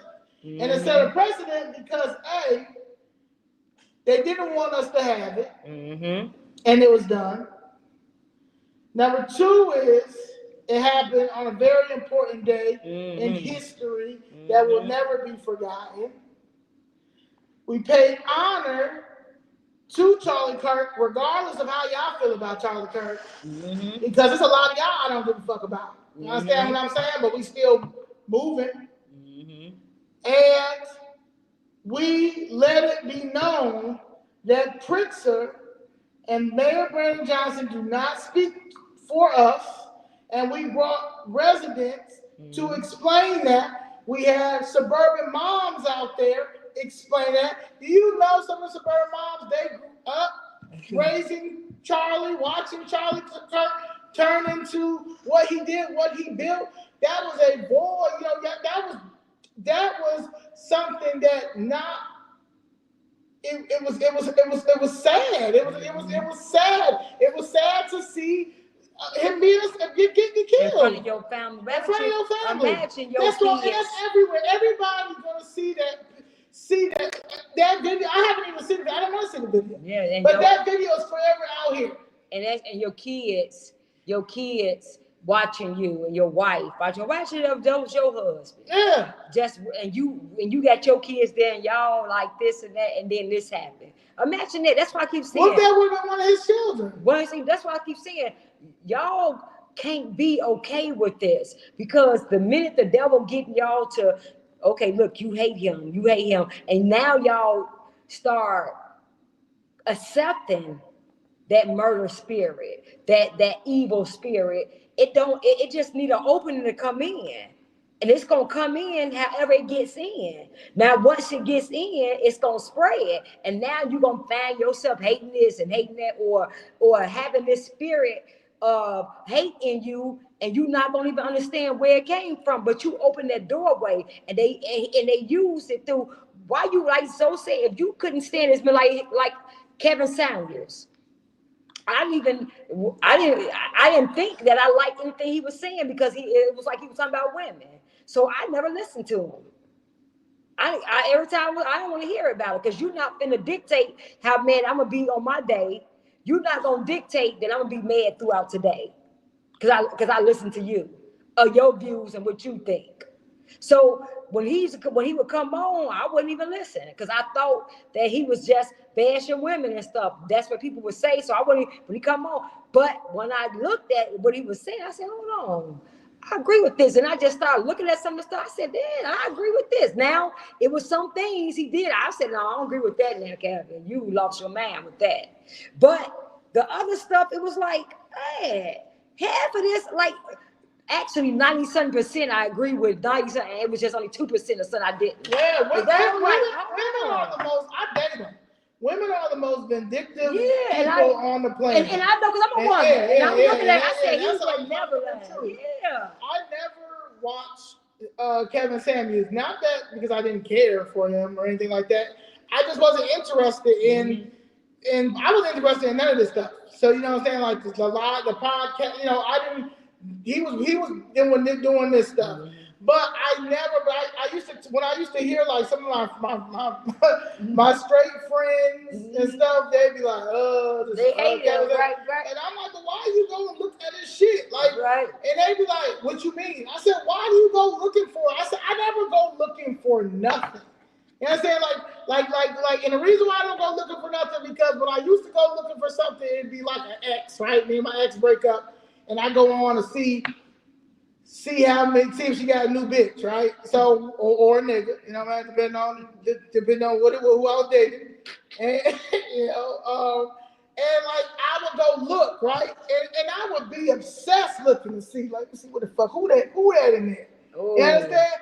And then I end up calling the bitch 30,000 times. Like, you know that? So when you go looking for something and it triggers you, then all you're gonna do is find the negative and wrong things and stuff. So I don't like, so when I would hear people talk about Kevin Samuels, I would hear people talk about Charlie Kirk, I would hear people talk about so even Anton Daniels before Anton Daniels, I never went and looked at any of those things, because that Candace Owens, people talk about Candace Owens, all this stuff. Why do I want to look at stuff that y'all saying that they're saying is all negative, right? Or they're racist, or they're misogynistic, or they only care about black, you know, they only like Candace Owens. Oh, she messed up the Black Lives Matter movement. Well, thank you, Candace, because at the end of the day, that shit was some bullshit. Yeah. But I'm just saying, but all these people have a right to their opinions. They have a right to their beliefs. And if you do not rock with that, you're okay. But that does not mean that you get mad that other people listen to this person or speak to this person or see certain things that they do. There's a lot of people that don't like Putin. There's a lot of people that do respect Putin because how Putin runs Russia. Like, it's just different. It's different strokes for different folks. And we're supposed to be like that. We're supposed to not all go one way. We're supposed to think. We're supposed to let people open up your mind to see where they're coming from. Charlie Kirk was white. So how he saw things was his perspective. He didn't identify as a black person. Right. I'm black. I'm not white. I don't identify as a white person. So there may be some certain things that I see that you do not see, and that's okay. That's the beauty of getting to know each other. That's the beauty of debateness. Yeah. That's the beauty of seeing the uncomfortable truth when it comes to things. That's the beauty of wanting to be, that's the beauty of history. That's the beauty of history. That's the beauty of critical thinking. That's the beauty of debating. It really is debate. There's debate teams. There are people in there was a debate team in a prison that was in New York, and they debated Harvard and won. And they were all prisoners. They were on the prison debate team, and they debated Harvard. It went made history. And they debated Harvard. I forgot what they debated Harvard on, but they won. So you say, I'm just telling you, like, when a person got that skill, a person has that skill. I believe that I'm a great debater when it's time for me to debate. You understand? But I'm also not going to deal with a person who's not going to be respectful in a debate. Because a debate, you have to hear both sides. And if you're not going to hear both sides and think that you're going to out-debate me by being ignorant and loud and stuff like that, I'm walking the fuck away. And I'm going to talk about you like a dog, but I'm going to walk away because you're not there for the facts. You're not there for the opinions. You're not there to really see where I'm coming from. But I'm there to see where you're coming from. And I think that is the problem in our communities. I've been debating people online for the longest. I'll just block them. They want you understand? Because they want to go back and forth. And then get mad from your experience. From my experience. How you gonna tell me? Why y'all are on my page? I'm not looking for y'all at all. Y'all on my page. Like you can't tell it. Perfect example.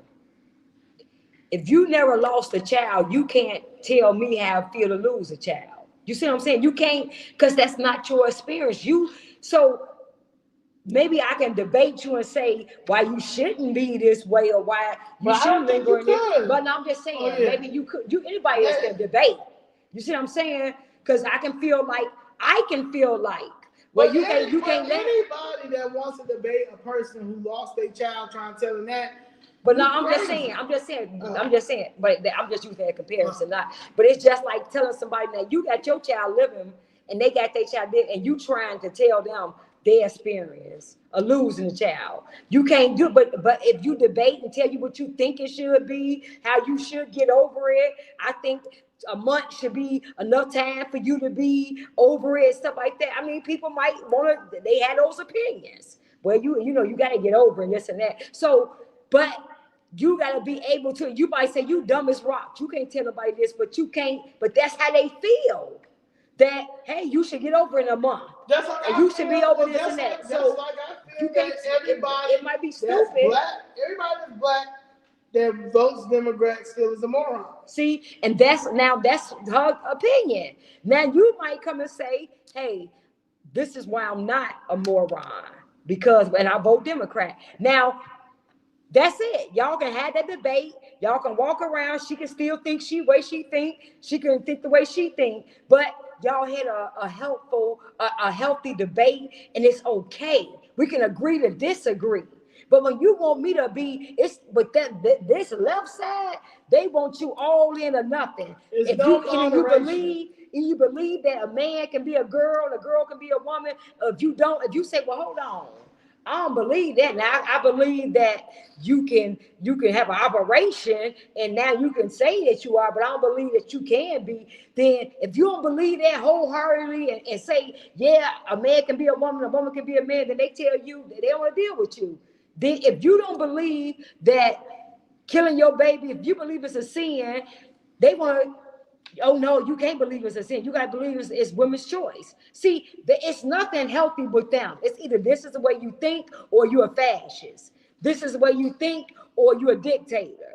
This is the way you think, how we think, or this. This is how these people are. There's no moderation. Right. It's like, there's no moderation anymore. There's no moderation in religion. There's no moderation in politics. There's no moderation. It's like, I'm trying to take it back to like the late 70s, 80s, 90s, and early 2000s type of life, man. Like, if this ain't, I don't want no more. I don't want us to keep going. Oh, they said that you speak on how Trump is not bringing in the guards. So yeah, people. I think that how I feel is that he's saving the best for last.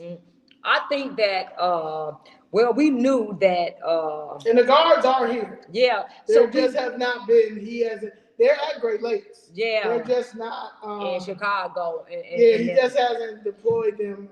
Because listen, y'all, we understood in the beginning that when you want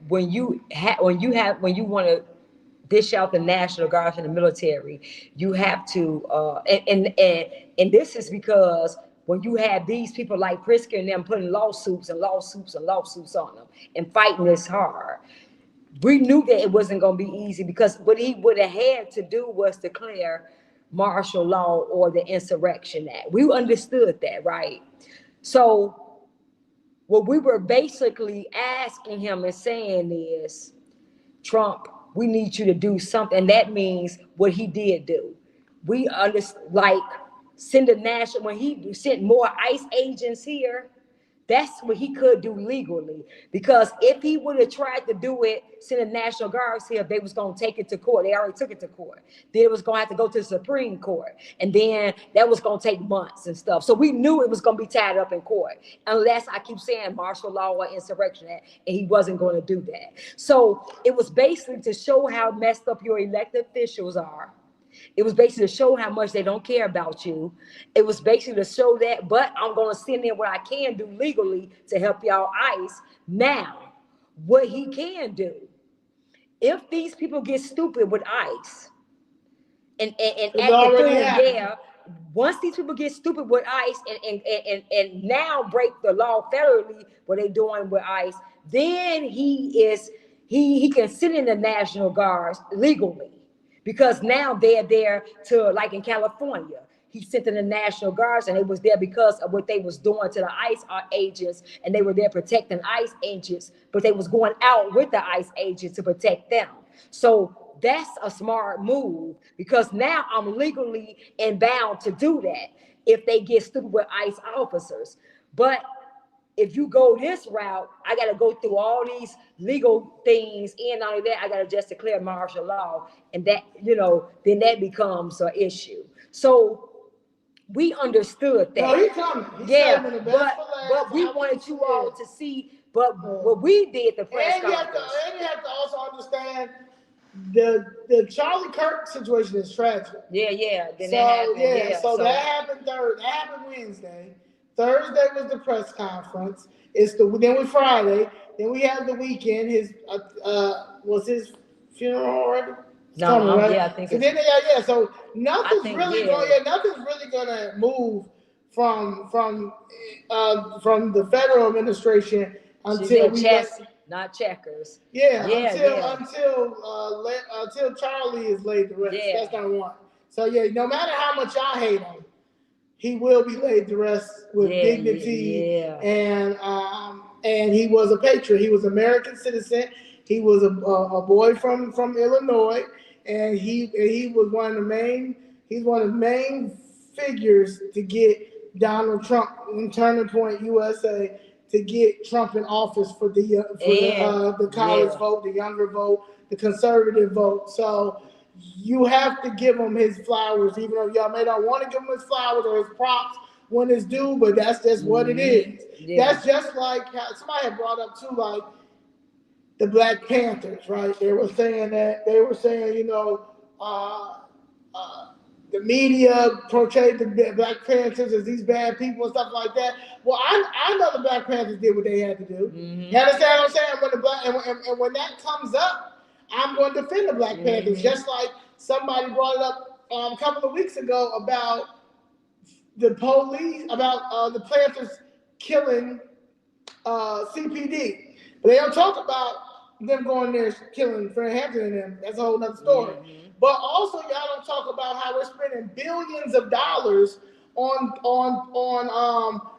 Daly doing that torture thing with them messed up sergeants. I mean, the messed up detectives torturing them young boys into taking them charges for murders and stuff they did not commit. And because they've been wrongfully convicted for 30 and 40 years, now that they're coming out, or 20, 30 years, we paying 30 million here, 20 million here, 50 million here. All that because of Daly racist ass. So my thing is, if we're gonna call out all the shit, let's call out all of the shit.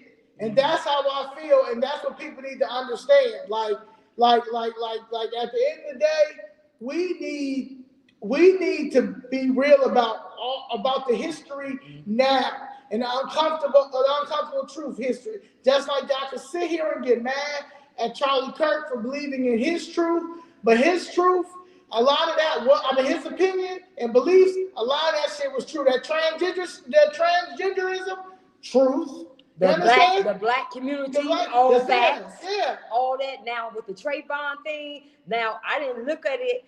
The clip they showing around, I didn't agree with that. Yeah. But if I would have, but I'm gonna be honest, I didn't look at the beginning of the context or the end or how it all started. I didn't look at that. But the little part, agree with everything. Yeah, but I never had a conversation with Charlie Kirk. Yeah. You understand? And I feel like if I had a conversation with Charlie Kirk, if we would have really actually talked, I think that we would have respected each other. Yeah, definitely. Because there's a lot of people, black people, so who had a conversation like, man, they loved him. I will say he was a baby. He was a conservative Christian who believed in his values. He saw that the college was some bullshit, and he did his way. He created his own lane and did his own thing, and y'all swerved in it, getting mad. And what the fuck he did, just like how y'all trying to swerve in my lane. Right, I'm gonna say so. Swerve in my lane, telling me what I can do, what I need to do. When y'all didn't help me build this. 3 people helped me build this. Jessica Jackson, myself, and Danielle Carter. Them are the only 2 other people that I will consider when it comes to anything about moving, when it comes to this. But at the end of the day, I have the final say. And we understand that and we respect that, because at the end, but I want to be very, very, very clear that when I was building this, nobody was helping me build it. I wanted to get everybody together. I was trying to do panel discussions with everybody, but everybody don't like each other. I'm starting to see it on the white side too. You understand what I'm saying? Everybody at the end of the day got a problem with everybody, but not this fucking system that we going up against. I don't give a fuck about who don't like who. I don't care. We're at war right now. And I need everybody that's going to pay attention to this budget coming up. Pay attention to these laws that they're sneaking and passing. Pay attention to if they do pass a law for Charlie Kirk. See how fast they were able to pass that law. But when it comes to us, we can't get shit. So you know what I'm saying? Like, y'all need to really pay attention to the next 6 months. Pay how attention, all of this is going to pan out. Pay attention to the executive orders. Pay attention to how what they're doing to protect illegal aliens. Because pay attention to Brandon Johnson signed the executive order to that to really protect them. Pay attention to all of the things they're signing. So when you come back and ask them, and they tell you they can't do it for you, they can't do it for you. Pay attention to all these lawsuits. I don't want to hear white privilege either. Yeah, I want to hear about white privilege. Pay attention to all the lawsuits. Pay attention to how Kwame Raoul came out. We ain't even seen it. Pay attention to Julietta Stratton that y'all never seen about it, but now y'all seeing them when it come down to Trump talking about the crime that's happening in our community and these illegals. Why would they want to stop crime in our community, and why would they want to protect illegals? Pay attention to how important it was for them to protect the Pay illegal attention alien. to Andre Vasquez of the 40th Ward, just deleting his Twitter page, his ex Yeah, page. we need y'all to But pay I need attention y'all to pay these attention things. to the Because when progressives y'all, and what they're doing.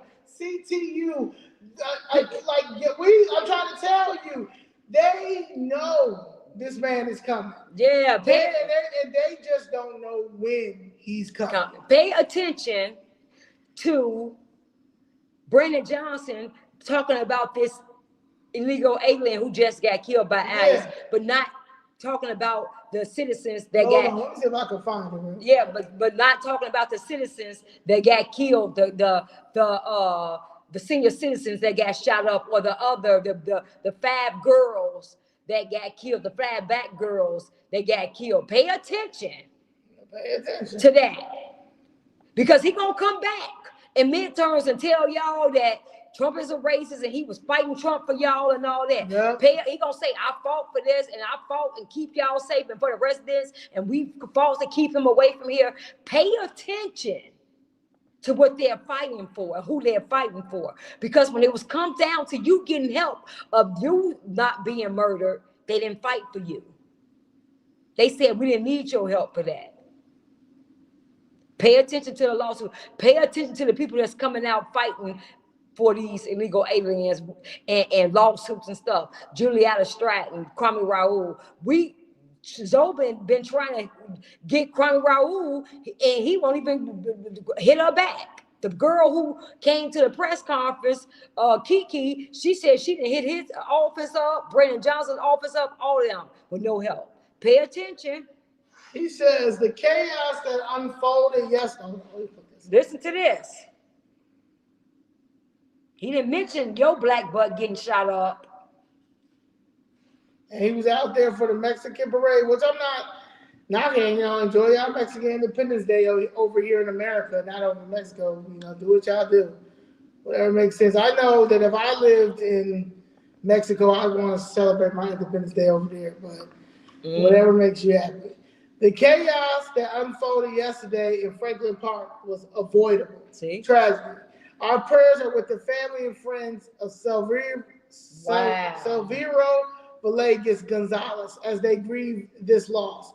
We've said from the beginning that the presence of federal immigration agents on city streets will make life more dangerous for our neighbors and for all. The seemingly unconstitutional actions yesterday incited dangerous conditions that put our communities at risk and ended in the loss of life. No person should live in fear of unlawful arrest, detention, harassment, or violence. We will continue to do everything in our power to protect the people of Chicago from federal overreach and unconstitutional actions. We stand in solidarity with our immigrant community, and especially our Mexican community in Chicago, and calling for a full account and a transparent investigation into what led to the death of Silvero Villegas Gonzalez. Wow, y'all, look at this. Look at this, y'all. Look at this. Look at this. Look at that. So you mean to tell me this immigrant, this illegal alien who tried to run over an officer, they want to make sure they call and make sure they want to see what happened, and this is unnecessary, and we're fighting for the community, the Mexican community and all that.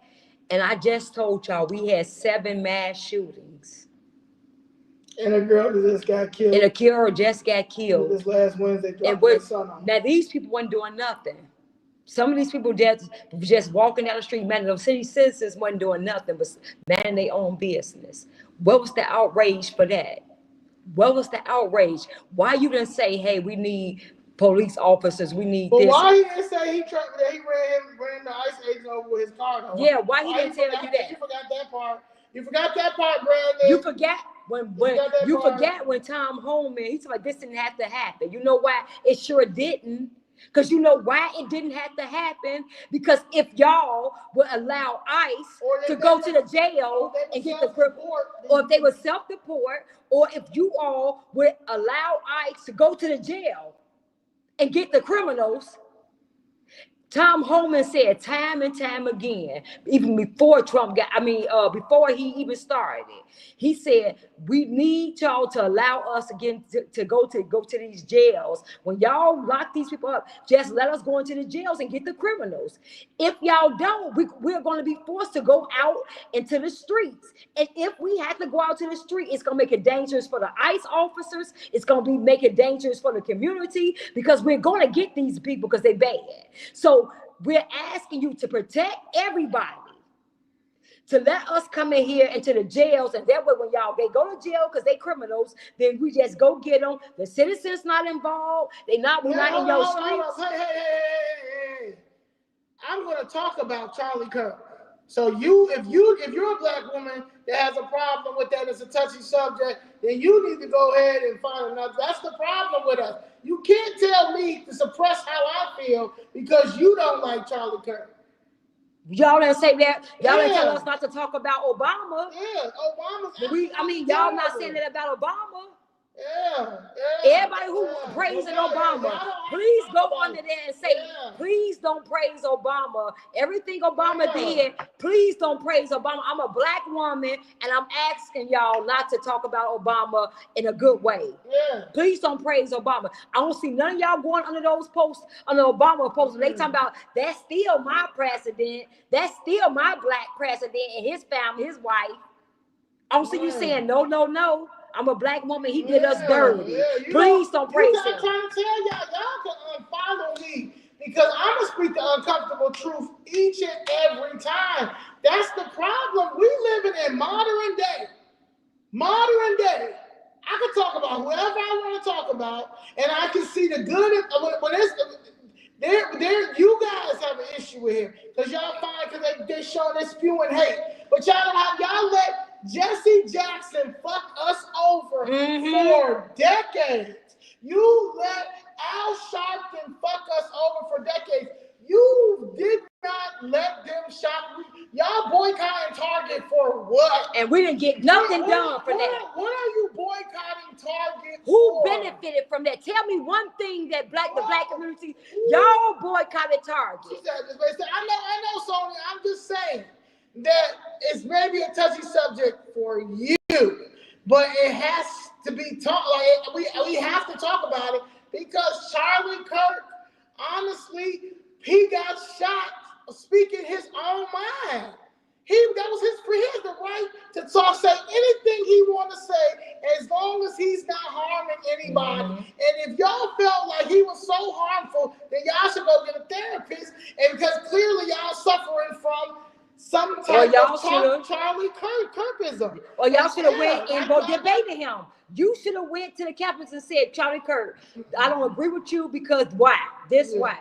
Or you should have made a YouTube channel and played his videos and reacted to him and told why you didn't agree with what he said. That's it. If it was that harmful, you should have said, okay, I cannot allow this man to be this harmful. So what I'm going to do, that means take an initiative because you see something that you don't like. So you're going to take an initiative. Said, okay, you've been a Republican, and I want you to remain a Republican. But we're okay. It's okay for Charlie. I mean, it's not okay for Charlie Kirk to speak his mind, but it's okay for the sassy shooters to be on the police headquarters, flashing their switches and their guns, and nobody in the black community talk about it. Yeah. Y'all pissed off at Charlie Kirk speaking his mind and his beliefs on the college campuses that are majority white college campuses and doing his thing. But meanwhile, we got genocides in our whole community. And ain't none of y'all coming on, and none of y'all going in the street preaching to them. Ain't nobody. Ain't none of y'all going in the street and saying, hey, black boys. Y'all not debating them. Why y'all don't want to debate them? Say, excuse me, sir, when you put the gun down? Why do you have on a whole Scully with 3 sweatshirts on and these tight jeans and 3 switches right here, sir? You look crazy. Like, when are we going to start going down the community and start talking to them? Y'all not, right? Because they got switches, right? Right. So cool. So, but y'all hate this man spewing hate, but we're dealing with active genocides in our community because they're playing Grand Theft Auto. And you say he's spewing hate because I didn't see because like I told you that what he's so that's your opinion. He's spewing hate. That's yours. And if you thought that way, then don't listen to him. And then, but do something about, if he was talking about that, then you go in your community and talk to what's going on. You're a black woman. Why you not in your community saying, hey, black kids, put the guns down? Let's debate why you feel this way, why you think you need guns. He did it. Won't you do it? Right? Like we so quick to point out everybody else's flaws or things that you feel like are inappropriate or wrong. But when it comes to us, we have no solution. Look, they said notice 2 people fighting for blacks in Chicago. Yeah. That's a problem. Exactly. Yeah. 2 people. Right. But you got a problem with us when we saying, but 2 people is down there at these meetings. 2 people are in the front lines taking all the darts. 2 people. But you a black woman who was a Republican, but what? She is a Republican. Oh, I'm just saying. So it's not a touchy subject to us. It may be a touchy subject to y'all, and if people feel like they cannot watch our content because we speak on that, then hey, I apologize. This is right. This lady, I've been down. Somebody called me anti-Semitic when because Deborah Silverstein, the 50th alderman down there, that she's the 50th ward alderman, I believe that she's a racist. And but if I take my beliefs of me thinking that she's a racist and think about how attentive she is as an alderman, I would keep her in there, right? Because she's a good alderman to her constituents. You got to understand who is her base. Who is she talking to? So the Jewish people put her in that position to represent them. She's doing a phenomenal job representing her base. That's the alderman job. She's doing her job well. If those aldermen, how many black aldermen we got down there? 20 no good aldermen. If the 20 aldermen that was down there, black aldermen, were as good as she was, if 2 of them was as good as she was. Yes, it's 1. We would be okay. It's 1. And so every time, and this is why I don't care for Deborah Silverstein. When me and Miss Jessica was going down there, she is a chairman of licensing and stuff, public stuff like that, licensing. But anyway, we would discuss our problems, our housing issues. You understand? And she would ignore that and start talking about the Holocaust. Anything that we would talk about with our black issues, she would bring up October 7th, which is definitely a tragedy, definitely messed up, and then she would bring up the Holocaust every time. So skip y'all. Just didn't care. And I got mad. And I finally said, like, you don't even pay attention to us. You don't say nothing. You don't even care about what we got going on. You understand? But we got to sit here and talk and listen to you talk about how bad the Holocaust was. And it was. Nobody's not sitting here saying it's not. But slavery was just as bad. And so that's when you bring up that slavery argument. Right. You understand? You bring up those arguments when it's time to bring those arguments up. Right now, the slavery argument is not hit. Okay? But so I think people can understand that. However, because I said that and said that that Jews are running the country, they're running everything, they're controlling everything, they're controlling entertainment, all that, she tried to say that I was anti-Semitic. And I said, girl, ain't nothing anti-Semitic about me, baby. I speak facts, okay? And that's just what it is. It didn't go nowhere. It sizzled, right? Cool, bet. The following week, it was a city council meeting, and she had all of the Jews down there, all of them. They all came, and they filled up that chamber. And they tell the chamber about it was some anti-Semitic stuff going on in the neighborhood, as y'all know, and stuff like that. But there was one lady I met by the name of Eileen. Shout out to Eileen. And Eileen turned around and she says, "Hello, Zoe." I said, "Hi." She says, "I followed you and you're right. You're right about the reparations thing." Because I said that y'all got y'all reparations. We have yet to get our reparations. So she gave me her number and she says, let's keep in contact. And we went out to lunch a couple of times and she bought me this book. And this book is Israel, right? And it says a simple guide to the most misunderstood country on earth. And it's by Noah Tishby.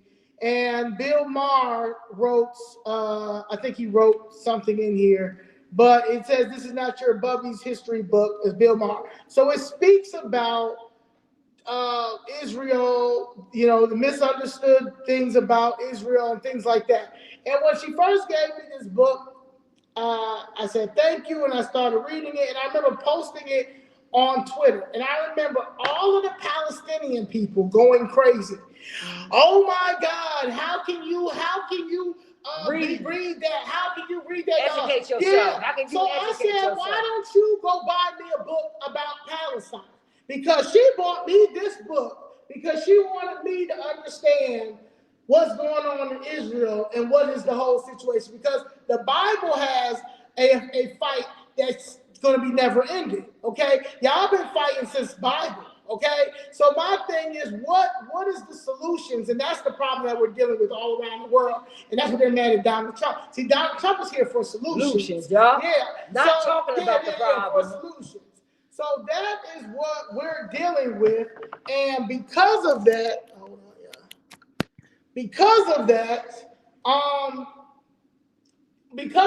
you are dealing with people that want to do history bullying. No, my people's here. No, my people's here. No, my people's here. No, we didn't get this. No, we ain't do that. No, we didn't do that. And you think somebody's gonna sit there and deal with that? Like, nah. Like, I'm Catholic. I have my beliefs. I don't push them on anybody. I literally stay in my lane. I only speak out when I see some bullshit on all sides or if somebody comes at me. I saw the bullshit in politics on the Democratic side.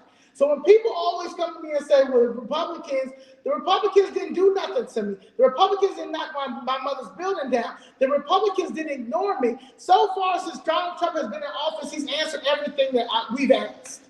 And people can sit here and act like they haven't. He has answered everything that we have asked. Everything. So I asked the same people. I asked for the same stuff that I'm asking for now. I asked for with the previous administration. I asked for with I went to Kwame Raoul. I went to Governor Pritzker. I went to Mayor Johnson. I went to Tony Kirkwinkle. What did they do? Get me arrested, ban me, silence me, drag 80-year-olds out, try to threaten to arrest her. You understand? Try to silence us so we can't get on the mic. Do this, do that, all that. That's everything they try to do. And y'all sit here and talk about Trump being a dictator. Right. Censorship and fascists. No.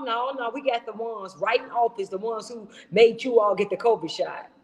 and then telling you, and then pardon Dr. Fauci. No, those are the real ones. Those are your people. Let's not get it twisted, because everything y'all talking about, Donald Trump gonna do. The Democrat Party has done and currently doing right now. Censorship, dictatorship. We go to city council. We go to city council meeting. That's a dictator all day long. He trying to be. But we just was doing it until now the light is being shined. So no, that's right. With unconstitutional. They don't know anything about the Constitution. They break the Constitution, but they're fighting.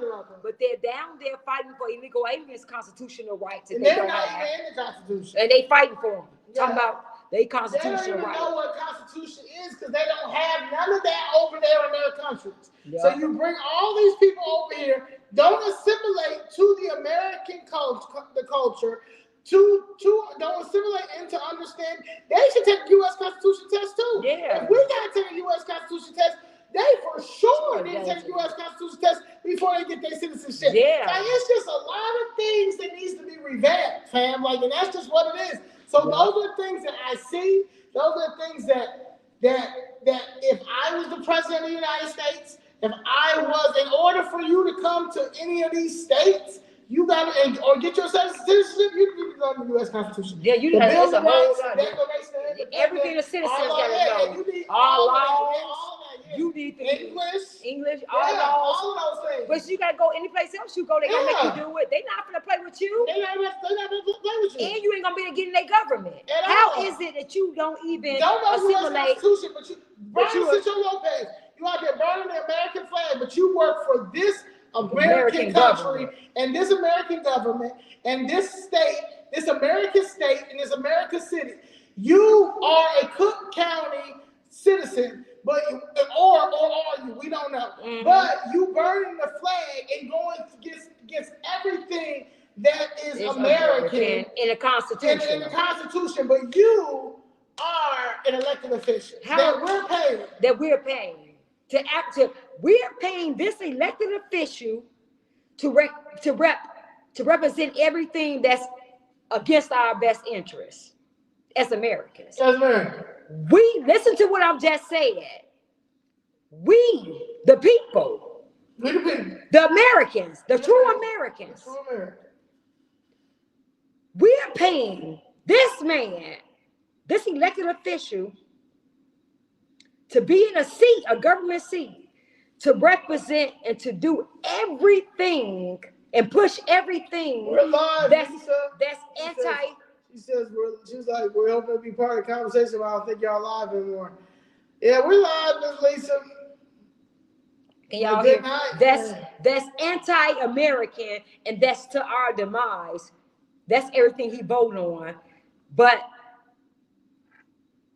we are allowing him to be in that office and paying him. Rosanna Rodriguez Sanchez, Carlos Ramirez. What they do that at? Andre Vasquez, Brandon Johnson. Mm-hmm. Brandon Johnson is so unconstitutional. This nigga is breaking the Constitution since he first came up in that motherfucker.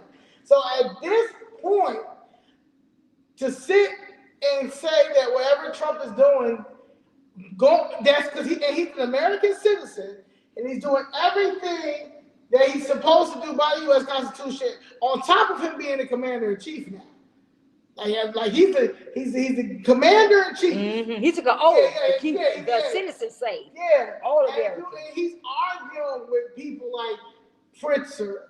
Because Pritzker has an ego issue. And he don't care. Yeah, he don't care. And then you're dealing with Brandon Johnson, who sympathized with an illegal alien who who tried to kill our ICE officers, but not sympathizing with citizens, senior citizens that got shot, and they wasn't even doing nothing wrong. No, they didn't fight an ICE officer.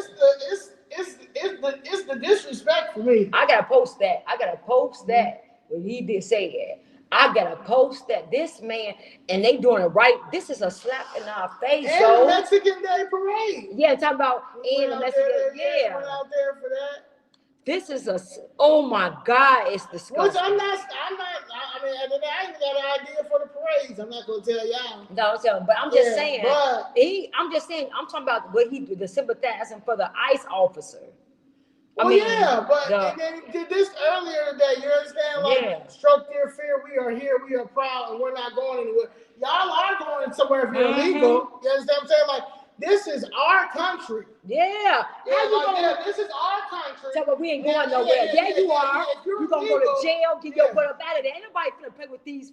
Man, that just pissed me off. How you going to sit up there and talking about we ain't going nowhere and no fear? Man, y'all, that's why I keep saying American citizens, it's a takeover, y'all. It's a takeover. And we so just, and I don't want to use this, but we so messed up, because let me not use that word. We just allow this allow this, and they are right in our face, doing it blatantly in our face. They're not hiding it. Brennan Johnson's not hiding who Well, he they're not, protecting. because he feels like we got so many cartels. He like we're he think he has protection. He think he has protection and he doesn't, because I'm trying to tell you, the military is going to win. And if he has to declare martial law, I promise you, the majority is not going to be mad. Okay, so y'all come out, and he's probably, and right now he's looking into George Soros to see about giving him a RICO. So that's another reason why he got to do the things that he got to do, because when he comes in, he don't need no distraction, no dumbass protest going on, because you see, it ain't no blacks out there protesting. So we gotta. So we gotta. Guys, we need. Listen. Oh, somebody asked about. I seen somebody say, where can they get that hat? The hat in the shirt. So we have a website. I put it underneath. Chicago Fist Red. Hold on. Won't you type it? Can you type it in there? Oh, okay. We need, so yeah, she's gonna tell you where you can get the hat and the and to donate if you want to donate and things, because we do appreciate the donation. This is what's really helping us, guys, because we're not able to. I'm a trainer, but I can't even take new clients. Somebody just said this scam artist Scott Pressler now is running with a corny play on our name, Flip Philly Red. I want to be totally clear if I haven't been already. They said what? Never imagined this would be live tonight, 9 p.m. Tune in to Newsmax for our new show, Flip It Red. So somebody says, I know I'm good on my thing. It's kind of red, but I know that there is a people who did Flip Philly Red, Flip PA Red, and they feel some type of way that Scott Pressler has a show says Flip It Red. Oh, Philly Flips Red, guys, they feel like feel some type of way that he got Flip It Red. Yeah. As long as that Chicago Flip Red, I mean, but that's a whole. But why would you say that? No. Oh, they said like why would you say somebody Flip It feels this man named John feels the type of way, which I would, you know. But anyway, y'all, flip everything red. But my thing is, guys. So you can get the hat. You can go to our website at chicagoflipsred.com. That's the website, guys, chicagoflipsred.com. And you can go to order the shirt. They can get that off the shirt and stuff off that too. Yeah. You can get the shirt, order the shirt and stuff off the website. Yeah. Yeah. So if you want to get the shirt and things and I don't know, but I think once we load this video up, we'll put the links of how to donate and everything up in here. But yeah, guys, so we just need everybody. We need everybody. If you have not registered to vote, if you are not sure if you're registered to vote, please do it, please, guys. Because they going to try to cheat, and we got to make it too big to rig, and so we gotta make sure we get the cheating down to a minimum, and we gotta make sure we make it too big where they can't cheat. So please register as a Republican. Please do that, because we need to send a clear message that don't you ever, ever, ever play with the Chicago and Illinois citizens again. We need to make that very clear. So please register as a Republican. It said 2023, a migrant is featured in a warm and fuzzy news story about a barber service he started in a downtown park. 2025, the migrant is executed allegedly by a Trendiagua gang member who had the body entombed in a concrete at a construction site. So these are the type of people that we have in our communities. So when we are asking for this Operation Chicago Bliss and anything else that this man can bring in, we can. Okay, this man put this man's body in concrete in a construction site. This is the shit that we're talking about. Trinidad, Okay, Trinidad, it should here. But when Prisker and them saying when Prisker and them saying ain't nothing to see here, they don't need no help because he in his gated community and his gated house with all those cameras. This is what we dealing with. These are people they brought here. I keep telling y'all, oh my God. Please share in this video. Please like and share. Look at this. Hold on. Please like and share this video, guys. I'm so tired of this. I'm serious. I'm tired of this, man. Now that's putting all of the citizens in danger.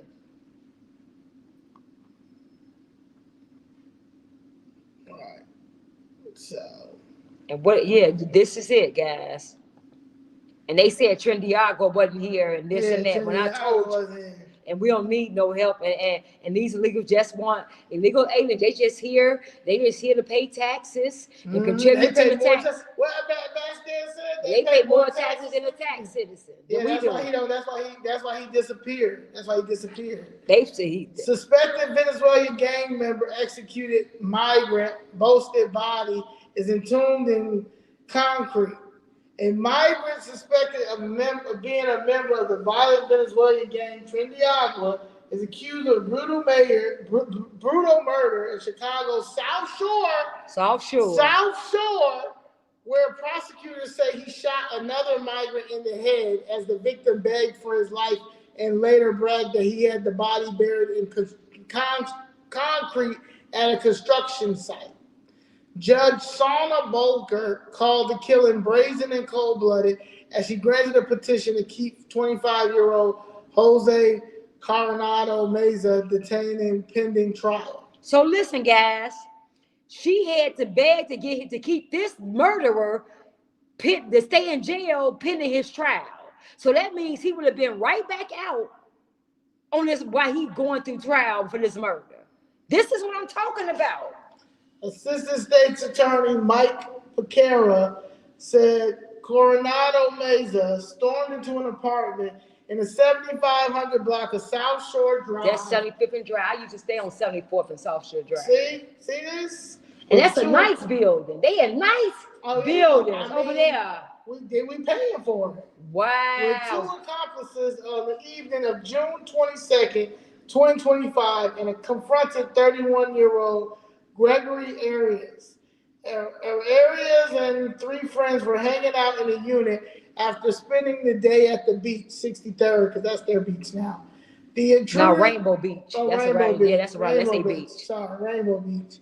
The intruders tried to drag Arias out of the unit, but he resisted, pulled out his ID card, and insisted he had no problem with them, said Picaro. One of the accomplices proceeded to shoot Arias in the chest, knocking him on the floor.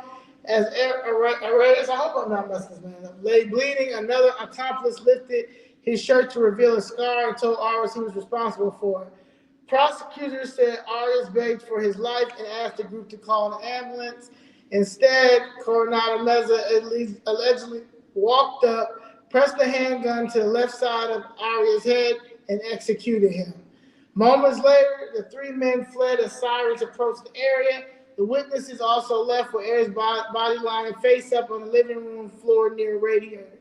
The next morning, one witness said the apartment had been cleaned. Another witness went to police the morning to report the murder. Based on the witness account, they secured a warrant for the apartment. Evidence technicians used Blue Star technology to find hidden blood beneath laminate flooring and radiator cover. DNA testing linked the blood samples to Arias' toothbrush. On July 6th, was arrested for allegedly possessing a gun with a drum magazine. At the time of his arrest, police seized his cell phone and found a video recording in the apartment on the day after police executed the search warrant. According to Picara, he said the video shows several floor panels missing in the exact locations where evidence technicians had removed them to test for blood. The video also depicted. Where we at? The video also depicted the same living room furniture and the bedroom with pink walls that police had documented while processing the scene. While in custody, Coronado Meza allegedly confessed to other inmates, saying he finished off areas because he would not stop crying. Coronado Meza allegedly told the inmate he had a construction contact, who could dispose of bodies. So they got a whole ring going. And the areas have been entombed in concrete. Witness later identified Coronado Meza as the shooter. Another woman said she saw him outside the building with his suitcase shortly after the killing. Coronado Meza is charged with first-degree murder, concealing a homicidal death, 2 counts of aggravated unlawful restraint, and aggravated unlawful possession of a weapon. His background includes, because they always start with the retail thefts here, and they let him out. Yeah. They just stole so much from all the Macy's when they first came here. It was crazy. So he got his little theft charge, and pending misdemeanor cannabis case, and the pending gun charge. So he had all these charges. A pending gun charge. And they let him back out. They let him back out. In 2023, he was featured in the Block Club Chicago article about migrants who had, this was Gregory Arias, was featured in the Block Club Chicago article about migrants who established a barbershop in Pritzker Park. So he got him up next to the Standard Club migrant shelter in Duluth. Wait, hold on. Are you telling me? Yeah, I'm telling you. That they praised, wait a minute, in other words, they came and showed him because he established a business in that part. So what happened to the 10-year credit history? What happened to the permits and all the regulations I had to go through? What happened to you gotta have so much in your bank? How much? So they came there. So you establish a business. They come and praise you and do an article saying, "Look what he did as a migrant. He came and established a business. He started off cutting." And said it was an illegal business. And they praised it. They gave an article. They gave him an article. Now, I couldn't get no article in Black Chicago about them knocking my family building down. Or if I would establish a business and just did a business, the IRS would have shut me down talking about tax evasion. Yeah. They would have said you didn't go through the proper channels of a permit. Where's your permit? Where was your license to even build this or do this? I said, how did he have documentation to establish a business? Why? Because I couldn't, y'all. Yeah. Look, my husband was CPD, big taxes, all that business, and I couldn't. They was. Oh, did you? Hey, hold on. Where's the architecture plans? Oh, hold on. What permits over there? Where's this and that? Everything. Wow. Nothing. I told y'all we have 144,000 illegal alien businesses. They dragged 3 people out of the Lake Michigan yesterday. It was a family. Okay, it's a husband, wife, and child. Okay, they found all these cars in the river last week. Now they got people, they find them bodies in concrete. Okay, this is what we're dealing with in the city of Chicago. And Brandon Johnson and Mayor Pritzker said we do not need any help in protecting these people. And Brandon Johnson said it was a tragedy what ICE did to these people, and that's why he didn't want them to come up in here because they're messing with the citizens. Yeah. So protect the criminals and then leave us unprotected. Yeah, it's big business. Wow. It's big business when you got niggas thinking they impressed. Wow. But Trump is a dictator for coming in and shining a light and saying, hey, y'all need help. They killing like this. But he's the problem. He's a white supremacist. If Trump was so racist, why wouldn't he just let us keep killing each other? If you a racist, think about it, y'all. If I'm a racist, I want y'all to all die like Margaret Singer. I want y'all to all die out. So she created eugenics. That's a racist. If I was a racist, I'm gonna let y'all continue because I know the Democrats don't care about y'all. I know Brandon Johnson and Pritzker don't care nothing about y'all. They gonna continue to let y'all kill y'all self. I would just say, hey, this is what they vote for. These are dummies who I hate. Let them keep voting for their mask. These that don't care about them, so let them just keep killing themselves because I don't like black people anyway. This is what I would do if I was, because real racists, They hate you. They don't want you around them. They don't want you to be around. They're not gonna act like they like you. They just be like, go over there, and I don't want to be around you. That's how they feel about you.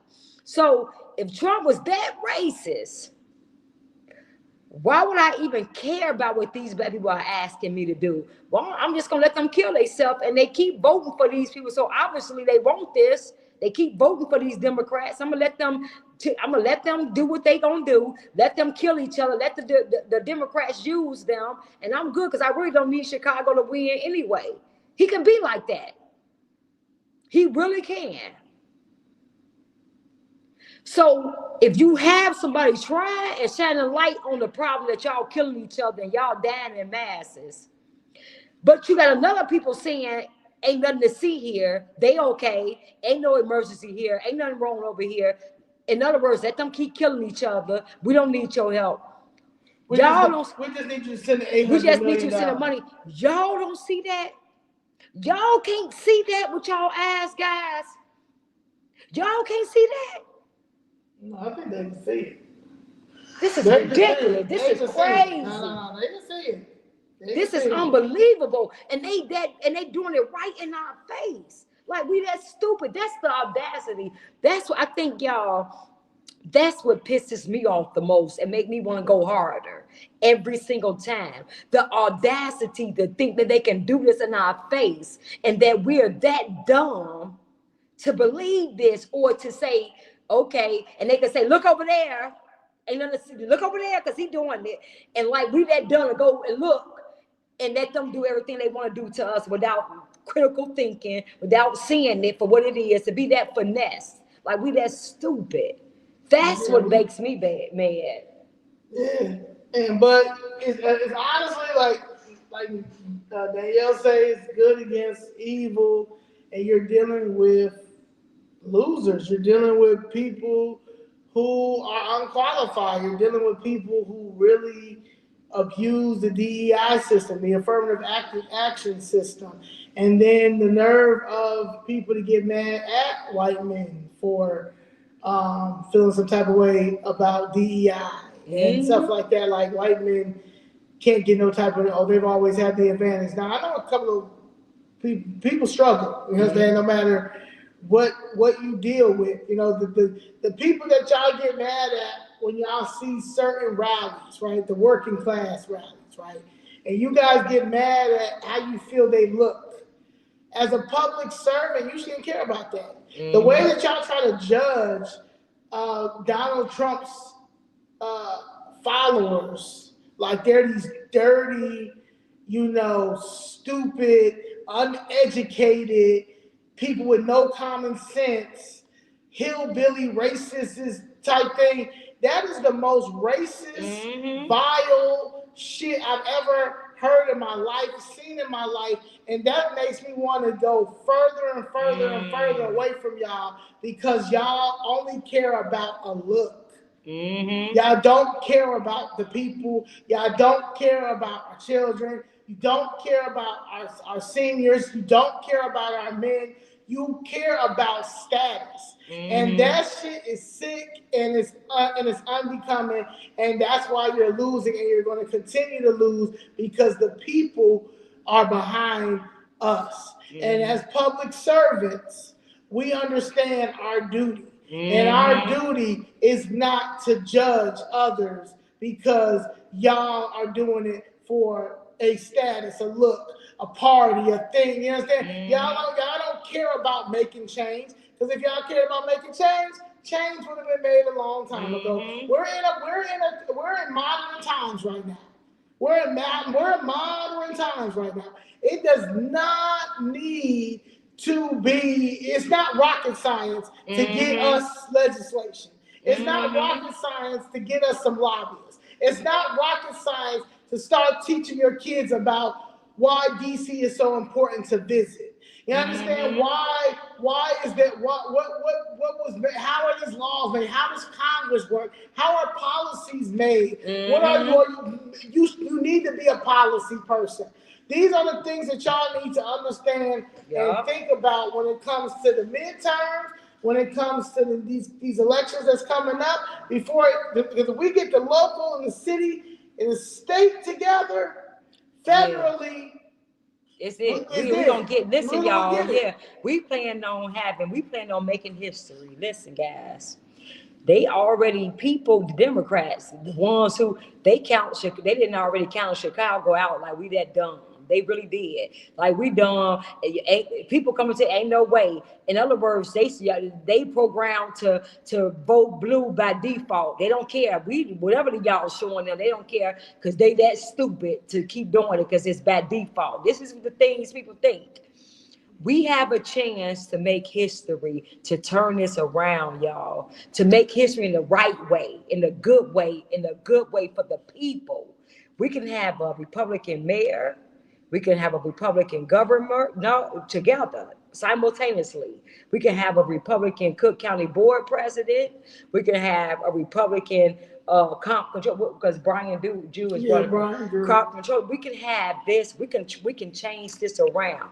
And the reason why I said this, guys, is so important to have that simultaneously, because if you have one, no Rhino who just a Democrat and he's in Republican name only, then that means, and then have it on a federal level. So you got the federal, the state, and you have a city level. Do you know how much things we can get done?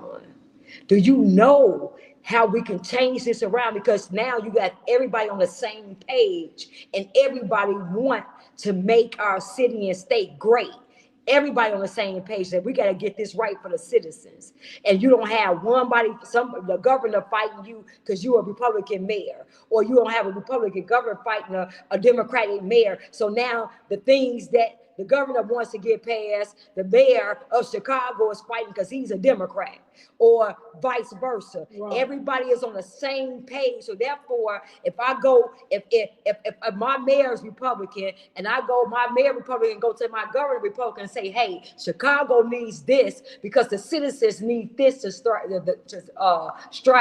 And the governor say, I know you're right, because this is what we all won't. And then he give it, and then the governor goes to the federal and say, hey, Trump, this is what we need for the state in Chicago because we're trying to do it for the citizens and blah, blah, blah. And Trump say, here, anything y'all need. So the governor and the state, and then the city, and then everybody, do you know what we can get done? Do y'all see what I'm trying to get y'all to see? Do y'all see it? And be prepared too, because there's a lot of people out here. This is shady business. The politic game is a sleazy, shady business. And it's a slander business.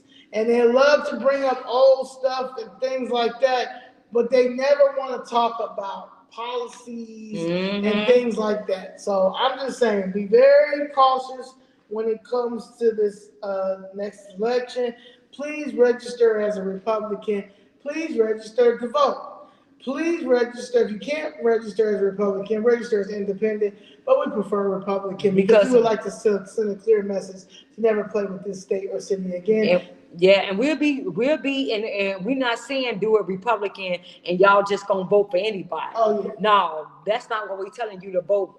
Register, because when we roll out the slate or we endorse, then it's gonna be like you're gonna say, okay, this is who Chicago Flips Red want, because they're in line with everything we need to get done in Chicago, and therefore Chicago, then the state, the governor. So don't just think it. You ain't just register as a Republican just to vote for anybody who are right. No. It's gonna be very strategically done. You're gonna have the right people in, and we're gonna make sure that. Yeah. But we're gonna tell y'all that if y'all go do whatever, if y'all go vote and vote for whoever y'all want to, that's on y'all. But we telling you who align with what Chicago Flips Red know that we need for Chicago and Illinois. So we know what we need here. We know what our citizens need here. We know what Chicago needs here. Trust me. And we know who we need to get in that office, because we know Trump gonna give us what we need. But we can't have no governor fighting Trump like Pritzker. No, not happening.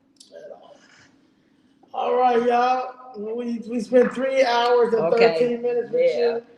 I want to go get me a grape soda. No soda, no grape soda. She just gonna say no great soda. Okay, it's getting ready to that. But anyway, we love y'all. The light just went out. Let's go.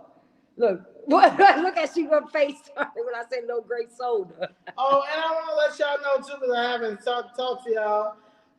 Miss Judy Halston, shout out to Miss Judy. Miss Judy sent me a wonderful, monetary donation. Because currently I'm unhoused. Thank you, Miss So I Judy. appreciate Yeah, Miss Judy for that. yeah, We me also too. Yes. have, me and my mom are staying in a nice Airbnb for the next 2 weeks until they figure out what is next. So I just would like to thank you for everybody who has chipped in and donated for that and helped Ramona help with all that stuff to get that stuff together for me and my mom. My mother's super comfortable. Shout out to LaTanya for bringing me a love donation today that I'm gonna give to my mom because my mother loved to eat out.